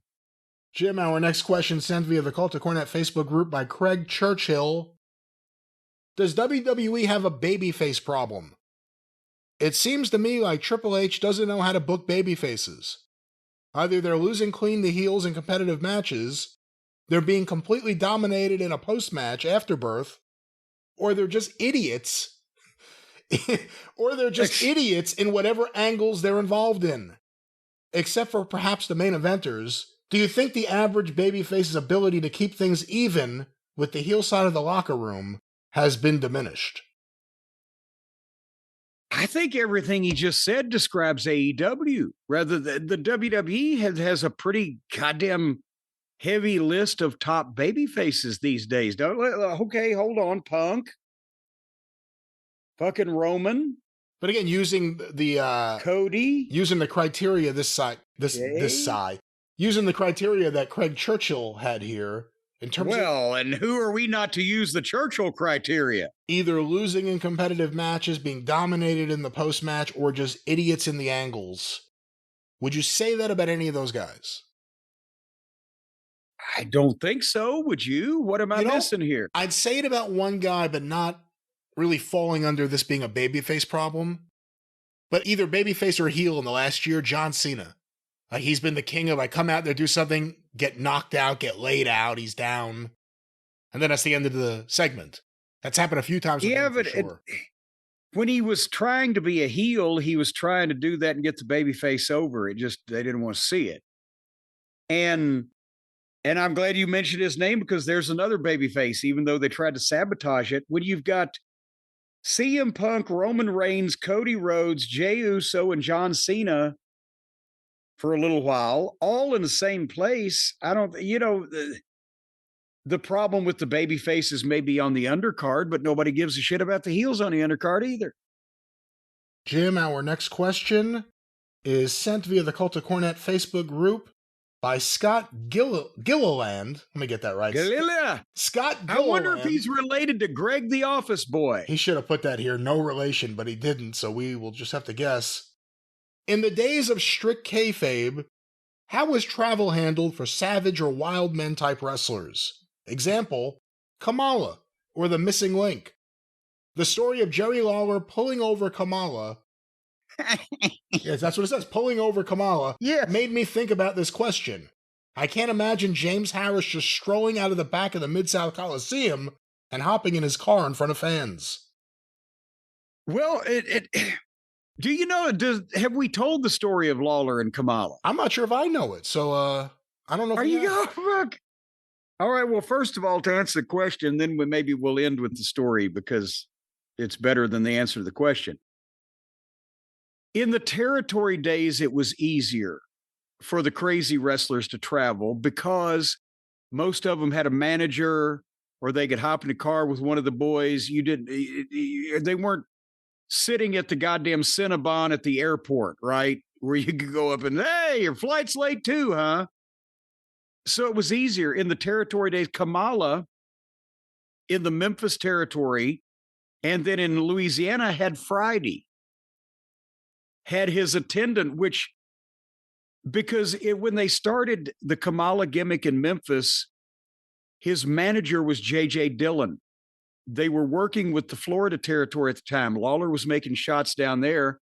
And to make Kamala different and even more dangerous, instead of giving him to Jimmy Hart, they said he was sent in by J.J. Dillon. And J.J. sent in videos and came in to work they even got Lawler and Hart together for a gimmick with Kamala and JJ. And then of course Hart turned on him again.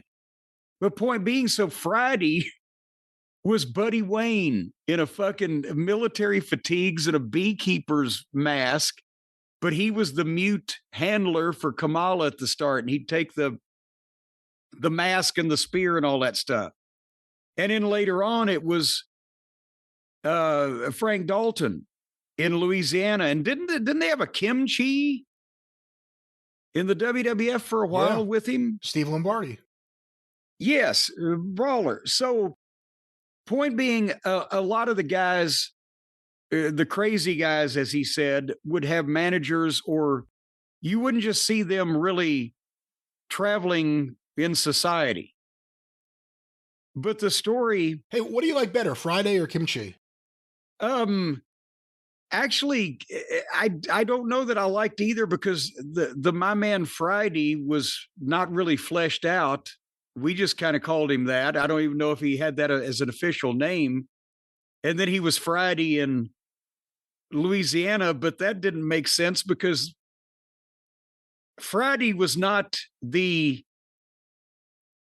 assistant of a jungle beast. Friday was the guy from the jungle that was the assistant of who the fuck was it? Where are we going? Where am I going with this? In literature, My Man Friday. It was a famous book.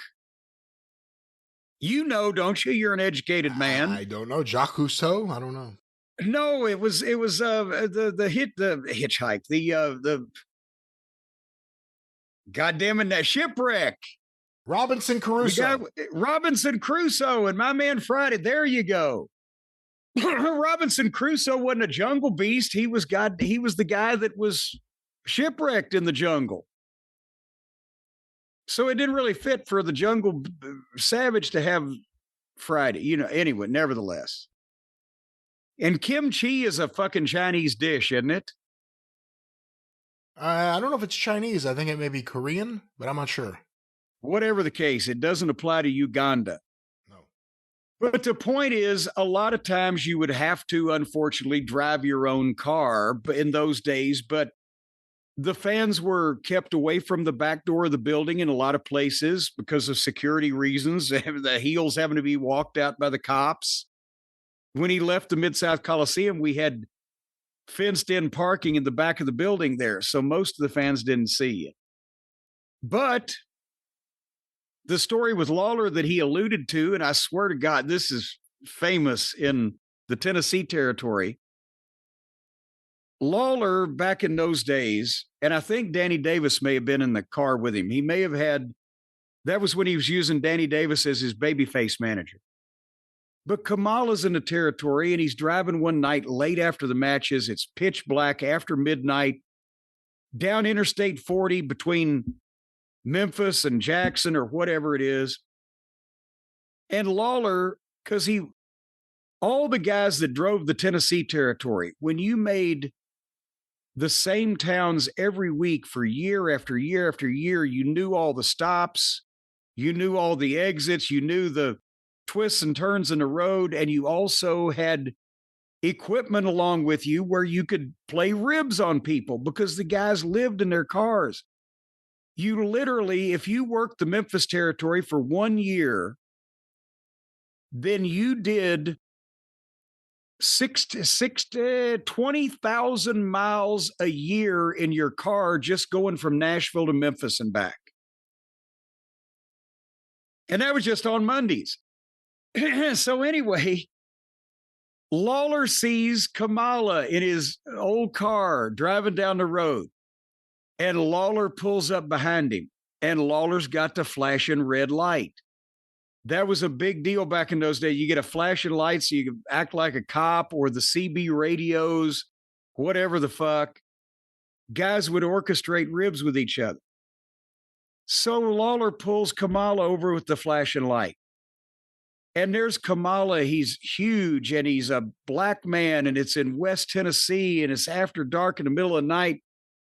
And he's got the window rolled down because Lawler can see Kamala's arm resting on the door there. And he said, "All right, now, I want you to get out of the car, boy." Sound like fucking Sheriff Buford T. Justice, right? And Kamala gets that, "Don't look back here. Just keep turned away from me now, son." And Kamala stands up beside the car, and he's facing away from Lawler. And all he can see is that red light. He hears that Southern sheriff's voice. And so Lawler comes up behind Kamala. He's, "Now, don't you move." And he starts patting him down. And he pats him around the waist, right? Make sure he got no gun. Pats him around the side of his pockets there. And then he reaches his hand in between Kamala's legs, grabs his balls. And Kamala turned around and looked down, and there was Lawler looking up at him going, "Hi. Oh, God damn it, King." This wasn't really about him driving a gimmick, though, was it? No. But it's just a funny story that, the caller happened to mention there. But yeah, so Kamala thinks he's got goddamn, oh my God, Bull Connor of the Birmingham Police Department pulled him over in the middle of the night, side of the road, fucking pitch black, nowhere, got nobody to turn to. And then the cop reaches in and between his legs and grabs his balls. Who was Lawler with? And that's why I said, I think it might have been Danny Davis was in the car with him, but I mean, it was ribs that you would fucking pull on guys. Anything for the Fargos having the naked midget in the trunk at toll booths. I've told some of the stories about the naked girls and or things going on with the dome light as you pass and it just depended on what it came to anybody's mind when they saw one of the boys. Going back to the original question in terms of the traveling for savages or wild men, like, what about, like, the Mongolian Stomper? Did Bearcat Wright drive him when he managed him? Well, that's the thing. Archie was a bit of a loner and quiet, kept to himself, but he always had a manager. And if he wasn't riding with a manager, he could ride with one of the other heels. And if you were at a spot show and the parking lot was round back in the dark underneath an oak tree and you snuck out or whatever, but it wasn't like today where there's a drone shot of all the wrestlers, appearing in front of the building 10 hours before the show's going to start. Guys were fucking pouring in between 10 minutes to 7 and 7 o'clock for an 8 o'clock show, and boom. You get there, you park, you rush in and do the same thing on the way out. It wasn't a big prolonged. But now talking about flying, I've told this story before, but in the days before all of the security restrictions, Jim Crockett Promotions used to fly the Barbarian under the name A/Barbarian. That was the way his ticket was made out. I've seen it. And I heard him paged when they had to change the gate of a flight and they were alerting the passengers. They paged, is a Barbarian at gate 24, a Barbarian at gate 24, please call. You know, what? And then he stands up. Yeah. Yes. Your name's Smalek. That's my impression of him in Body Sham. Body Sham. Well, Body and Slam. Body Sham. Body Slam. And I know people are going to say bullshit, but I flew as Ole Anderson at twice, because if they bought tickets and the card changed or somebody left the territory, they would just, here, you take Ole's ticket and fucking go. But again, to go back to the original question, should the Barbarian ever be seen driving a car? Should Abdullah the Butcher be seen by a fan ever behind the wheel of a car? Well, if you shuck the corn right down to the cob, no, that does kind of give it away. But that's the thing. I've said it wasn't like a habitual thing where they were in widespread being seen going about their own business like they were just normal like you and me. There were managers or other heels or groups or people, you know, bopping out in the darkness where it wasn't just on display, you know, for a widespread audience. But no, if anybody did see them, and sometimes you did, that was kind of a dichotomy in terms of how they were presented versus what they were doing. But you be the one to go up to Abdullah and tell him don't drive that fucking car. I'm the one who ran into Abdullah coming back from Fan Week in '95 in the airport in Atlanta. Me and Marty Gorman. Abdullah was there in his white suit. He stood out like a sore thumb. So I've seen it in real action. That's an awful big thumb. Jim, one last thing before we get out of here. I see this is a couple people have sent this over. Keith Lee tweeted out, my God, I forgot about him. You honor me. I appreciate you for that. All my gratitude. I'd like to take this moment to remind you that you also are boundless. Additionally, I'll take a moment to reassure you that a return to the ring will certainly happen, though I won't post how or when. Much love. So, what in the world? Don't you think it's maybe time that he might just not be thinking about doing that anymore? The only thing that will be weird is if in, let's say, the next year or so, if he shows up in WWE or TNA, that's really it. WWE or TNA. And he starts appearing on TV regularly and doing good, it's going to just make people wonder what the hell has really happened in AEW. Like what he's been there. There's got to be something going on with his health. And there's been rumors of his health, you know, not being good. And he was sick that we know of at one point in time and came back. But I mean, if he was able to wrestle in any way, shape, or form and wanted to, then you would think that he would have done it in the last couple of years, wouldn't you? You know, again, AEW needs stars. They need people who could at least look like stars. And, you know, Keith Lee was tag team champions with Swerve, and then Swerve went one way and Keith Lee left the television show after being called a big motherfucker by Rick Ross. That's right. He was a big motherfucker. And then he disappeared, and so did the tattoo guys that beat him up. And so did Rick Ross. Only Swerve. My God. You know what? You have brought back that entire angle to me. Now, none of those people were ever seen again. No. But Swerve's all right. And I guess we'll see him again. Well, no, he's not. He's hurt. He's out. Well, we'll see what happens with Keith Lee. You know, he was impressive in NXT when we saw him there, and apparently he was even more impressive before that in the Indies. Apparently, for fans of Pro Wrestling Guerrilla, he had like one of the best matches ever there, and he just has fallen off the face of the earth. Yes, something something happened. He didn't thrill anybody the last time that we saw him either. And I'm not trying to bury the guy if it's a health issue. And he's older than we thought he was, and he made us check when he let his hair go gray and looked suddenly like fucking Father Time, or, Fred Sanford's best friend Grady. So He looked older than Grady, I think. Well, Grady had a little pep in his step. Yeah, Grady, I think, looked younger than he was.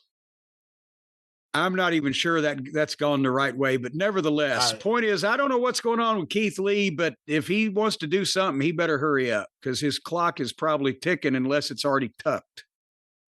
Well, Jim, with that, we'll tuck it in. Our drive-thru is closed.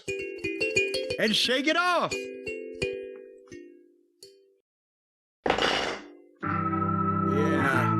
Yeah. All right. More action next week here on the drive-thru. Of course, go through the archive. All right, Mickey. Patreon.com, Mick. Patreon.com/Cornette. $5 a month gets you access to the archives going back to 2013. Patreon.com/Cornette. And of course, the official Jim Cornette YouTube channel. Just go to YouTube and subscribe today. Full episodes, clips of the episodes, omnibus collections, that great artwork by George Livinitis, other guest artists, and of course you can hear how Jim got the nickname Mickey, only on the official Jim Cornette YouTube channel. Cornette's Collectibles at JimCornette.com. What's going on, Mickey? Heroes and Legends by Jim Cornette goes on sale Saturday, October 11th at noon Eastern at JimCornette.com, along with discounts on action figures and other merchandise that we're going to be talking about in the coming weeks. Hey, Mickey! That's what they're going to be saying. Give me another one of those books. At JimCornette.com. Tony Basil was dating Jerry from Devo. I found out I'm on a real Devo kick right now. But years ago, not recently. Yes. If I had an organ, I'd play it in the morning. I'd play it in the evening, all over this desk. Well, once again, ladies and gentlemen, we want to remind you that the wrestling news is there for you each and every day. Wherever you find your favorite podcast, look for Arcadian Vanguard's The Wrestling News for your wrestling news without opinion, conjecture, paywall, or any other crap. Just the wrestling news. The drive-thru is brought to you by the office of Stephen Pinu, 877-50-STEVE. Get even with Stephen at newlawoffice.com. And with that, that's it. For Jim Cornette, I'm the great Brian Last. We'll see you in a few days on The Experience, and next week back here on the drive-thru. Tally-ho!